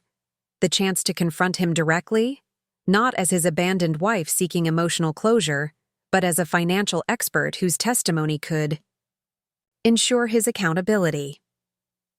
1 month after Richard's arrest and extradition, I sat in a federal building conference room, waiting for the deposition that would bring us face to face for the first time since his disappearance. The U.S. Attorney's Office had requested my testimony to refute Richard's claims of my involvement in his scheme, a procedural necessity that carried personal significance beyond the legal implications. I had prepared meticulously, reviewing every document, email, and financial record that demonstrated my professional independence from Richard's activities. Barbara sat beside me, present not as my divorce attorney, but as personal counsel during federal proceedings. Across the table, Caroline Weathers organized her materials with the measured precision I had come to respect during our previous interactions. "He'll be brought in momentarily," Weathers informed us, checking her watch. "Just to reiterate, this is a deposition under oath, being recorded and transcribed. The purpose is to establish facts regarding your knowledge of and involvement in the investment activities under investigation." I nodded, maintaining the composed exterior that had become my professional signature while internally acknowledging the surreal nature of the situation. 61 days earlier, I had been making coffee in our kitchen, planning dinner for Richard's colleagues. Now I sat preparing to provide federal testimony that would likely contribute to his criminal conviction. The door opened and Richard entered, accompanied by a U.S. Marshal and his defense attorney, a sharp-featured man whose expensive suit and confident bearing suggested high-powered criminal defense expertise. But it was Richard who commanded my attention, the physical transformation in him startling despite my mental preparation. Gone was the polished finance executive with carefully maintained appearance and practiced confidence. The man who entered wore standard-issue detention center clothing, his hair no longer perfect, his posture diminished. Without access to his usual propecia, his hair had thinned noticeably at the crown, the vanity issue he had hidden throughout our marriage now visible for all to see. Most striking was his expression as he registered my presence, an initial flash of shock quickly masked by calculation. He hadn't expected to face me directly, I realized. Despite requesting to add me to his visitor list, he had anticipated dealing with me through attorneys and court filings, not across a conference table under oath. "Please state your name for the record," the court reporter requested as proceedings began. "Melissa Hargrove." I had legally restored my maiden name the previous week, another reclamation of identity that Richard was now confronted with directly. For the next hour, Weathers led me through structured questioning about my professional history, my role at Meridian, the nature of my marriage to Richard, and my knowledge of his investment activities. I responded with precise clarity, documenting the separation between our professional lives and the limited information Richard had shared about his California investments. Throughout my testimony, I maintained direct eye contact with Weathers, rather than Richard, though I remained acutely aware of his reactions, the slight shifts in posture, the occasional whispered conference with his attorney, the growing tension in his jaw as my testimony systematically dismantled his claims of my involvement. When Weathers concluded her questioning, Richard's attorney took over, his approach immediately more aggressive. "Ms. Hargrove, as a financial professional with advanced training, are you asking us to believe you had no knowledge of your husband's investment activities despite sharing a household for 15 years? "I'm not asking you to believe anything," I replied evenly. "I'm testifying under oath that Richard deliberately compartmentalized our finances, repeatedly discouraged my involvement in investment decisions, and systematically minimized my financial expertise throughout our marriage." The attorney shuffled through his notes, clearly searching for inconsistencies. "Yet you managed household finances, correct? You had access to bank statements, credit card bills, tax returns?" "I managed the specific accounts Richard designated for household expenses," I clarified. "He maintained separate accounts for investments and major assets, accounts to which I had no access and about which I received limited information. That arrangement didn't strike you as unusual? As a financial professional yourself?" I met his gaze directly. Richard framed it as an efficient division of responsibilities.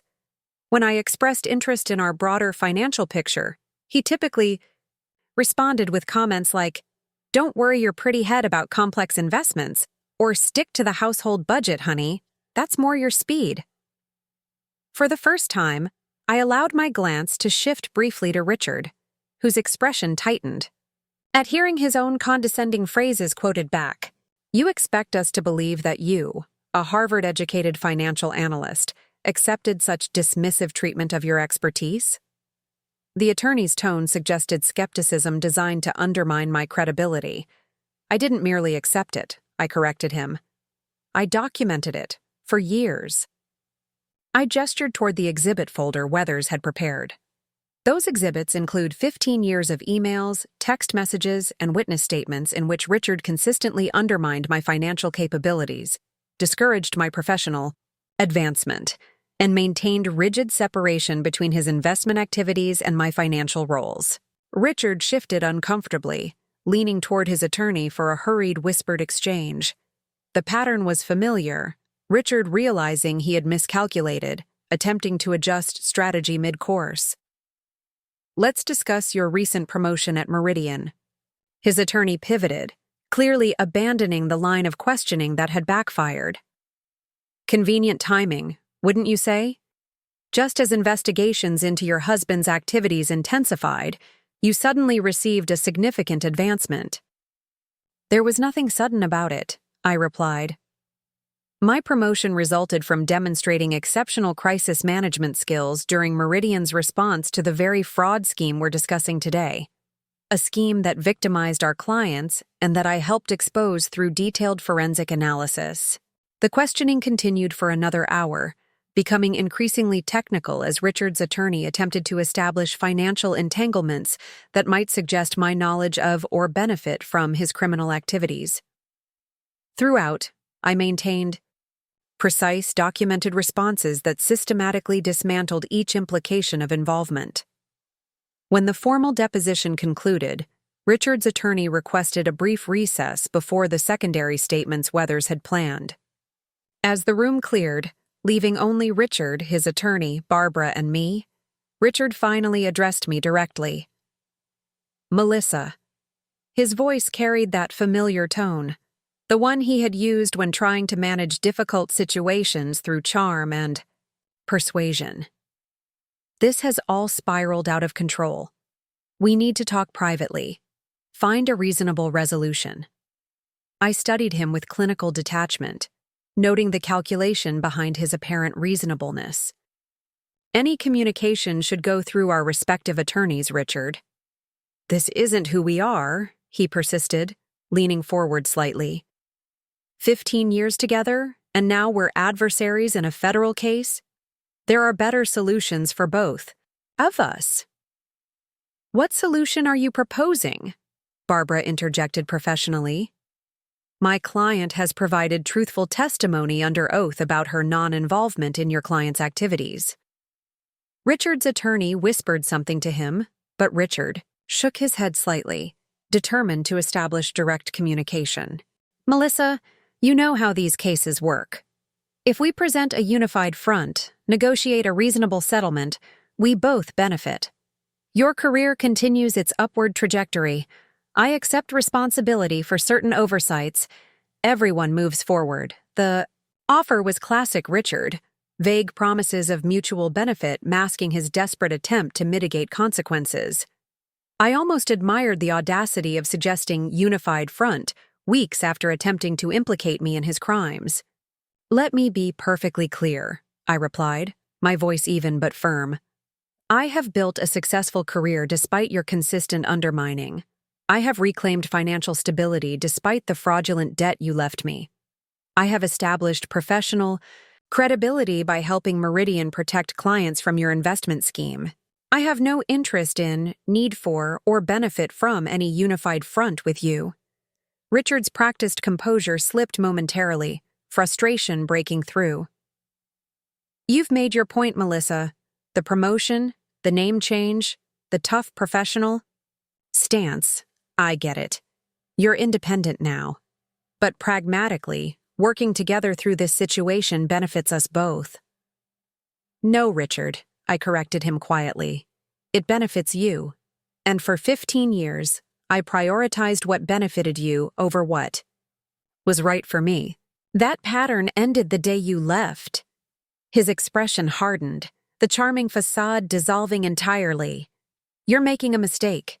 Do you really want to see this through to the end? My attorney will be obligated to explore every aspect of our financial history, including questions about what you knew and when. No one comes through that kind of scrutiny unscathed. The implied threat confirmed everything about Richard's character that I had finally recognized. His reflexive manipulation, his assumption that others shared his ethical flexibility, his belief that intimidation could override principle. I've already been through that scrutiny, I replied calmly. The SEC, the FBI, the U.S. Attorney's Office, and Meridian's Compliance Department have examined every financial decision I've made for the past decade. My professional record stands on its own merit. I gathered my portfolio, prepared to leave the room. You miscalculated, Richard. You assumed I would crumble when you left. You assumed I couldn't navigate the financial chaos you created. You assumed your accusations would intimidate me into compliance. You were wrong on every count. As I stood, Richard made one final attempt. Melissa, wait. There's something you don't know about the California properties. Ms. Hargrove has completed her required testimony, Barbara interrupted firmly. Any additional information your client wishes to provide should go through appropriate legal channels. Richard's attorney nodded in reluctant agreement, placing a restraining hand on Richard's arm. She's right, Richard. Not here, not now. As we left the conference room, I felt a profound shift. Not the emotional catharsis of confronting a former partner, but the professional satisfaction of having maintained precision and integrity during a critical testimony.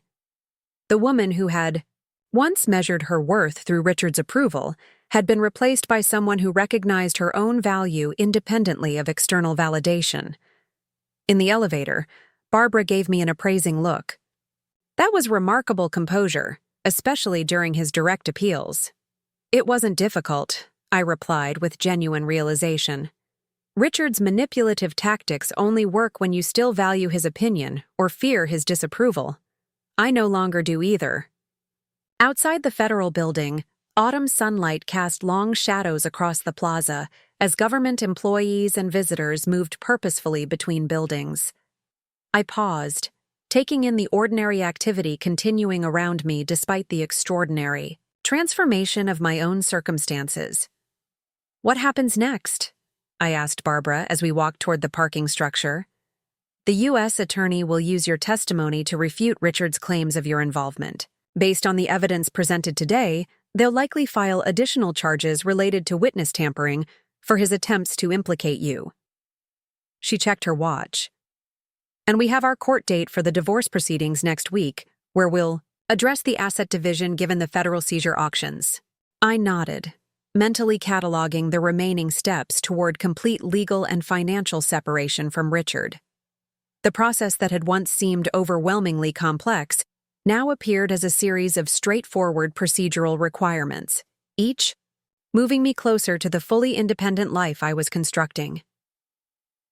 He'll receive a significant sentence, Barbara added, her tone matter-of-fact rather than judgmental. The financial crimes alone carry potential penalties exceeding 20 years, and that's before considering the obstruction and witness tampering aspects. The information registered without emotional resonance, neither satisfaction nor sadness, just acknowledgement of consequences appropriate to actions. Richard had calculated and executed a sophisticated fraud scheme, abandoned his marriage with deliberate financial sabotage, and attempted to implicate me when caught. The resulting penalties weren't personal. They were systemic justice. You know, Barbara observed as we reached our cars, in 15 years of handling divorce cases, I've rarely seen someone navigate this kind of situation with such strategic clarity. Most clients in your position would be emotionally devastated, financially paralyzed, or both. I considered this assessment, recognizing its accuracy without false modesty. The capabilities Richard consistently dismissed were exactly what I needed to overcome the situation he created. There's a certain symmetry to that. As I drove back to Meridian, my phone rang through the car's Bluetooth system. Charles, checking. On the deposition outcome. It proceeded exactly as anticipated, I reported. My testimony established a clear separation between my professional activities and Richard's scheme. The prosecutors have what they need to refute his claims of my involvement. Excellent, Charles replied. While you've been dealing with that, something interesting has developed here. The board received a communication from Westbrook's interim management team. They're exploring potential acquisition of certain Meridian client relationships to help stabilize their situation. I processed this with immediate strategic assessment. Which relationships specifically? That's the interesting part. They're interested in the regional accounts you now oversee, particularly the Miller portfolio. The implication was clear. Westbrook, attempting to rebuild after Richard's fraud scheme had decimated their reputation, was seeking to acquire the very client relationships I now directed at Meridian. What's the board's position? I asked, already calculating implications and potential responses. They've asked for your analysis and recommendation before responding. Given your unique perspective on both Westbrook's internal practices and our regional client needs, they consider your assessment particularly valuable. The professional validation in this request, the board seeking my strategic guidance on a potential corporate transaction involving the very firm where Richard had operated, carried a certain perfect circularity. The financial expertise he had consistently minimized was now being sought at the highest levels to evaluate the firm he had damaged. I'll prepare a comprehensive analysis by tomorrow morning, I promised, already mentally outlining the approach I would take. The board will appreciate that, Charles confirmed. And Melissa, Regardless of your recommendation, this request demonstrates how significantly your professional standing has evolved. From analyst to strategic advisor to the board in less than 2 months is unprecedented at Meridian. As the call ended, I continued toward the office, the parallel tracks of my professional ascent and Richard's downfall now fully visible. He had abandoned me with fraudulent debt, assuming I would spend years struggling under its weight. Instead, I had leveraged the crisis into career advancement that now positioned me to make recommendations about the very firm he had once represented. The woman who had once been defined as Richard's wife was now Regional Director Hargrove, whose financial judgment was sought by Meridian's board for decisions affecting millions in client assets. The transformation wasn't merely personal, it was structural, professional, and increasingly public within the industry Richard and I had both navigated with such different ethical frameworks. 3 months after Richard's arrest, I stood in Meridian's executive conference room presenting my final recommendation regarding Westbrook's acquisition proposal. The boardroom carried the hushed importance of significant corporate decisions. 12 board members seated around the polished mahogany table, executive leadership positioned strategically throughout the room, and me at the head, commanding attention with quiet authority that had become my professional signature. Based on comprehensive analysis of Westbrook's restructuring plan, client portfolio alignment, and risk assessment, I concluded, directing their attention to the final slide of my presentation. I recommend conditional approval of their acquisition, offer with 3 specific modifications to protect Meridian's client interests, and ensure appropriate valuation. For the next 30 minutes, board members asked increasingly technical questions about my analysis, probing my understanding of regulatory implications, transition logistics, and revenue projections. I addressed each with precise clarity, the depth of my financial expertise no longer hidden behind a supportive wife's modest demeanor, but displayed with professional confidence. When the questioning concluded, Gregory Walsh nodded with decision-maker's finality. Director Hargrove's analysis is exceptionally thorough. I move that we accept her recommendation and proceed with the modified acquisition terms. The board's unanimous approval represented more than a corporate transaction decision. It symbolized my complete professional establishment independent of Richard's shadow. The financial strategist he had consistently diminished was now guiding multi-million-dollar decisions at the very firm whose clients his scheme had victimized. As the board members dispersed, Charles remained behind, waiting until we were alone, before speaking. "There's something you should know before it becomes official," he said, his expression suggesting news beyond the acquisition decision. "Westbrook's board has approved their leadership restructuring plan. They're announcing a new CEO tomorrow morning."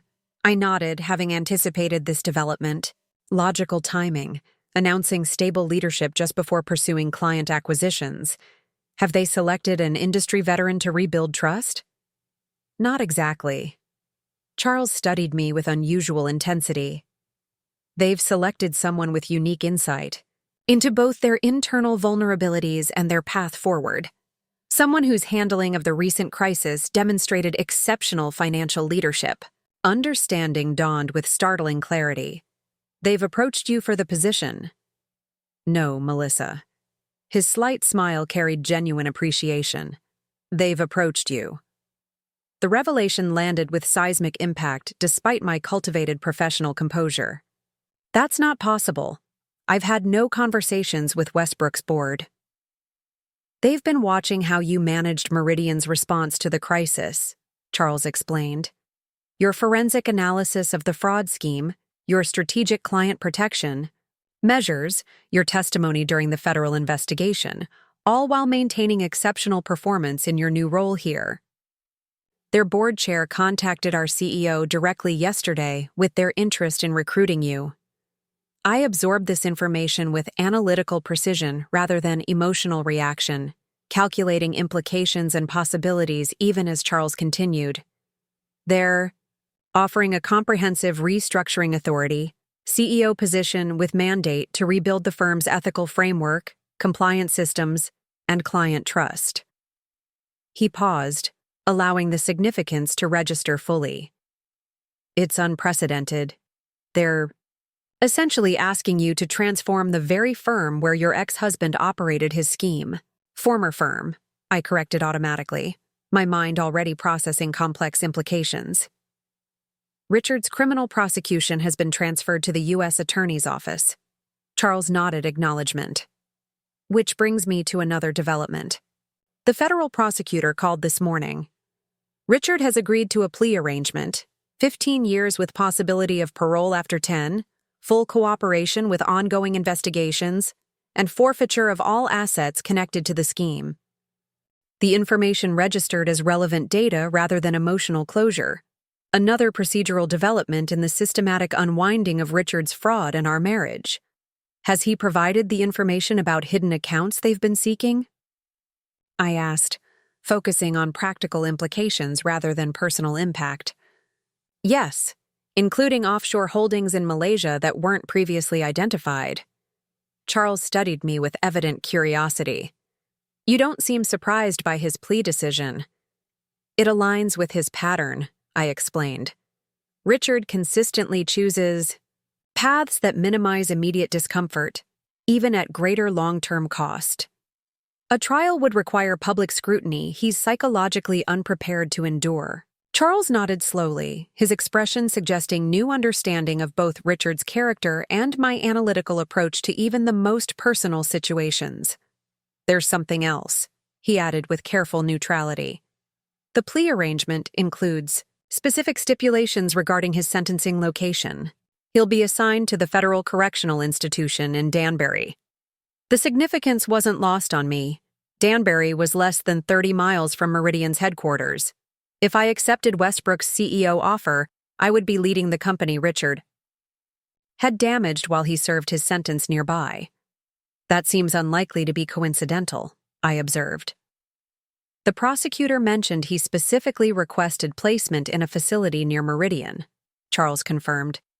I believe his exact words were that he wants to maintain geographical connection to his previous professional community.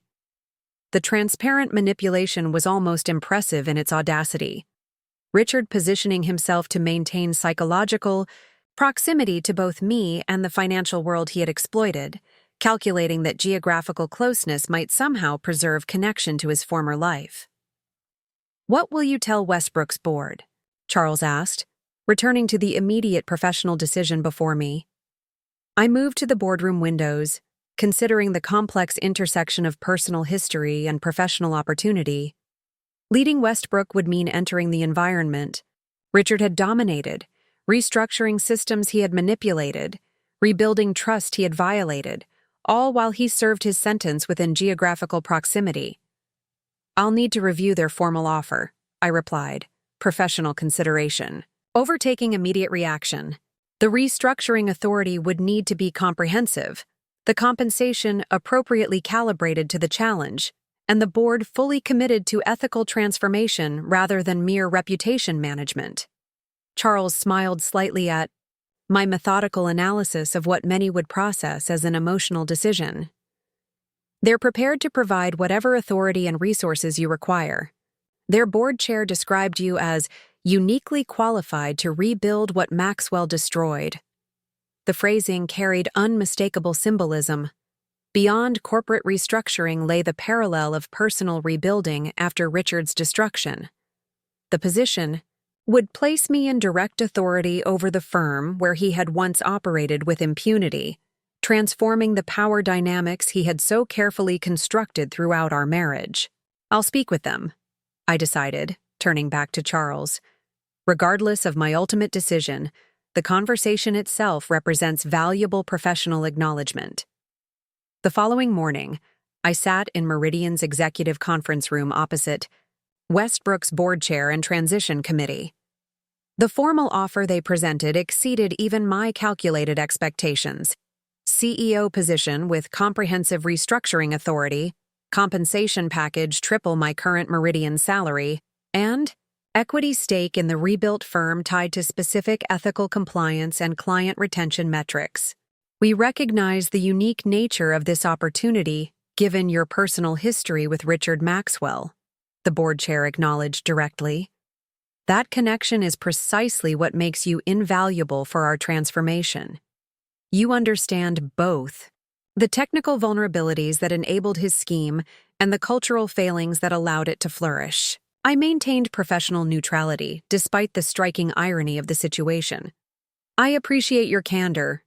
Before considering your offer, I need to understand the board's commitment to fundamental restructuring rather than cosmetic reputation management."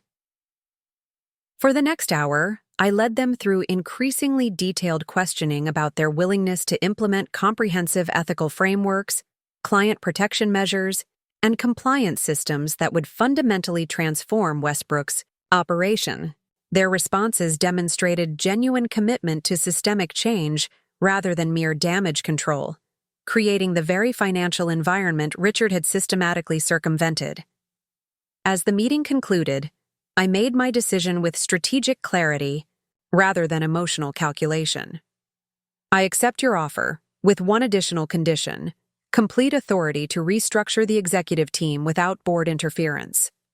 The condition was bold but necessary, establishing from the outset that my leadership would not be constrained by the same power dynamics that had enabled Richard's scheme. The board chair exchanged glances with the transition committee before nodding agreement. "Acceptable.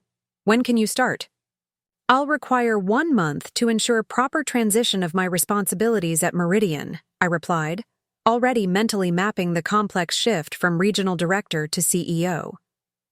3 days later, the announcement of my appointment as Westbrook's new CEO appeared in the Wall Street Journal with a headline that captured the extraordinary nature of the transition. From victim to visionary, Maxwell's ex-wife to lead firm he defrauded. The article detailed the unprecedented nature of my appointment, from discovering my husband's abandonment and fraudulent debt to leading the very firm where his scheme had operated. Industry analysts described it as poetic justice with practical purpose, noting that my unique position as both victim of and expert witness against Maxwell's fraud provided unparalleled insight for rebuilding the damaged firm. My phone buzzed, with a notification as I finished reading the article. A message from an institutional email address I didn't immediately recognize. Federal.corrections, yesdoj.gov. The brief message contained a formal visitation request from inmate DAR247891, Richard Maxwell, scheduled for the following Thursday afternoon. I deleted it without response, turning instead to the transition plan I was developing for Meridian. Richard's attempt to establish contact represented his fundamental misunderstanding of our new reality. He remained focused on emotional manipulation and personal connection, while I had moved entirely into strategic leadership and professional transformation. The following week, as I prepared for my final presentations at Meridian, my assistant notified me of a visitor in reception, Vanessa Parker, requesting 5 minutes of my time. I hesitated briefly before agreeing, curious about her purpose after 3 months of no contact. Vanessa entered my office with visible nervousness, her appearance reflecting significant changes since our last meeting. Simpler clothing, less elaborate styling, the practiced polish of her former self replaced with more authentic presentation. "Thank you for seeing me," she began, declining my offer to sit. "I won't take much of your time. I just wanted to let you know I'm leaving the state, moving to Minneapolis to start over. The plea agreement requires my testimony but doesn't include charges against me." I nodded acknowledgement without unnecessary commentary, allowing her to continue. "I also wanted to tell you that Richard has been trying to contact me from detention," she added, her expression suggesting discomfort with this revelation. "He's sending messages through his attorney about maintaining unified perspective for the sentencing hearing." The manipulation pattern was so predictable it almost elicited professional admiration. Richard attempting to coordinate and control narratives even from detention. "Have you responded?" I asked, maintaining neutral professionalism. "No." Her answer carried unexpected firmness. "I've learned something about men who try to control the stories of women around them. She met my gaze directly. "I thought you should know he's still trying to manage perceptions from inside." I appreciated both the information and her direct delivery. "Thank you for telling me. It's useful context, though not surprising." Vanessa nodded slightly, turning to leave before pausing at the door. "I saw the announcement about you taking over Westbrook. It's—" She searched for the appropriate word. "Fitting." After she departed, I returned to reviewing the transition. Documents for my Meridian responsibilities, reflecting on the symmetry Vanessa had identified. Richard had operated his scheme within Westbrook's systems, using his position to manipulate financial structures for personal gain. Now I would lead that same firm, transforming those systems through the very financial expertise he had consistently dismissed. 1 month later, I stood in Westbrook's executive offices. The corner suite that had once represented the pinnacle of Richard's professional aspiration, now redesigned to reflect my leadership approach. Gone were the heavy masculine furnishings and ego-feeding award displays, replaced with clean contemporary lines that emphasize transparency and functional elegance. My first official act as CEO had been to establish a client restitution fund, allocating significant corporate resources to addressing the financial damage Richard's scheme had caused. My second had been to implement a comprehensive ethical compliance system that would have immediately flagged the very behaviors that had enabled his fraud. As I reviewed the organizational chart for Westbrook's restructured leadership team, my assistant announced an incoming call from Federal Correctional Institution Danbury, Richard's third attempt at contact since beginning his sentence. "Please decline the call," I instructed without hesitation, "and implement the communication protocol we discussed. No direct calls or messages from that facility are to be connected." 30 minutes later, I stood before Westbrook's assembled employees, nearly 200 financial professionals gathered in the main conference center for my first address as CEO. Their expressions ranged from skeptical to hopeful, understandable.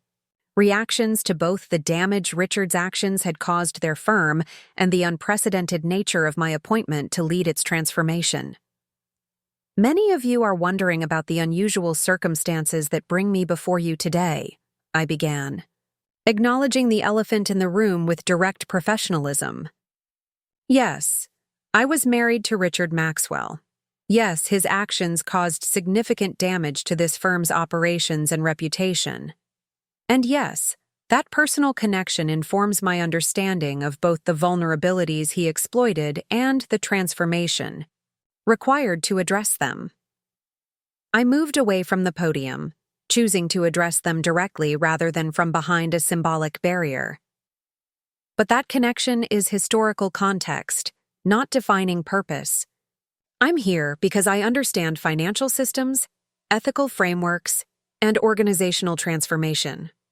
I'm here because rebuilding trust requires both technical expertise and demonstrated integrity. I'm here because the very skills that were dismissed in my marriage are exactly what this firm needs for its rebuilding. As I outlined my vision for Westbrook's transformation, I was acutely aware of the perfect circularity of the situation. The financial capabilities Richard had consistently undermined were now being deployed to reconstruct what his fraud had damaged. The woman he had abandoned with crushing debt was now leading the very firm where he had built his fraudulent success. Richard had left me with $200,000 in debt, calculating that I would spend years struggling to overcome the financial devastation he had created. Instead, through a series of strategic decisions and leveraged expertise, I had emerged as his former firm's CEO, with authority to implement the very ethical systems that would have prevented his scheme. When I concluded my address, the assembled employees responded with something beyond mere professional acknowledgement. A recognition that leadership could emerge from unexpected sources, that expertise disguised by circumstance could reveal itself when constraints were removed, that transformation often required disruption to catalyze. Back in my office, I scheduled my first executive team meeting, establishing priorities for Westbrook's restructuring with the same methodical approach I had once applied to managing Richard's household while he built his career. The skills hadn't changed. only their application and recognition had transformed. My assistant appeared with a priority message, Barbara, with an update on the finalized divorce settlement. With Richard's guilty plea and asset forfeiture, the court had granted me complete release from all fraudulent debt, ownership of personal property not subject to federal seizure, and legal restoration of my financial independence. The formal notification marked the conclusion of Richard's calculated attempt to leave me financially devastated. Instead of the years of struggle he had anticipated, I had not only escaped the debt he created, but had leveraged the very crisis he initiated into unprecedented professional advancement. As I signed the final restructuring authorization for Westbrook's compliance systems, I reflected on the extraordinary transformation of the past 6 months, from discovering Richard's abandonment to becoming CEO of his former firm. The journey hadn't been one of emotional vengeance or reactive crisis management, but of strategic recalibration and professional assertion. Richard had calculated that I would crumble under the weight of his betrayal and the debt he left behind. His fundamental miscalculation wasn't just financial. It was his failure to recognize the capabilities he had consistently dismissed were precisely what would enable me to transcend the limitations he had imposed. The woman he had abandoned with crushing debt had become the authority restructuring his former firm. The financial expertise he had belittled was now being deployed to rebuild what his fraud had damaged. The wife whose capabilities he had consistently underestimated had become the CEO implementing systems that would have prevented his crimes. Richard had left me with $200,000 in debt for his mistress. A month later, I had become his new boss. Not through emotional reaction or vindictive pursuit, but through the strategic application of the very capabilities he had never truly valued. In the elegant symmetry of consequence meeting calculation, Richard now served his sentence in a facility 30 miles from the corner office where I led the transformation of the firm his fraud had damaged. The irony wasn't lost on me, but neither was it my focus. I had moved beyond reaction to Richard's actions and into creation of my own path, one defined not by what he had done to me, but by what I was capable of building for myself. The debt he had left to drown me had become the catalyst for my most significant professional ascent. The abandonment he had calculated would devastate me had instead liberated capabilities long constrained by our marriage. The woman he had dismissed as financially dependent had emerged as a CEO leading corporate transformation. Richard had left me with $200,000 in debt for his mistress. A month later, I became his new boss. And in that perfect inversion of his calculated outcome lay the most profound lesson. Our greatest strength often emerges precisely when someone underestimates what we're capable of becoming when finally unleashed from their limitations. Looking for more? We've got 2 amazing stories ready for you right on screen. If this one touched you, these are absolutely worth your time. Click to watch them now. And hey, subscribe and hit that bell to never miss our latest uploads.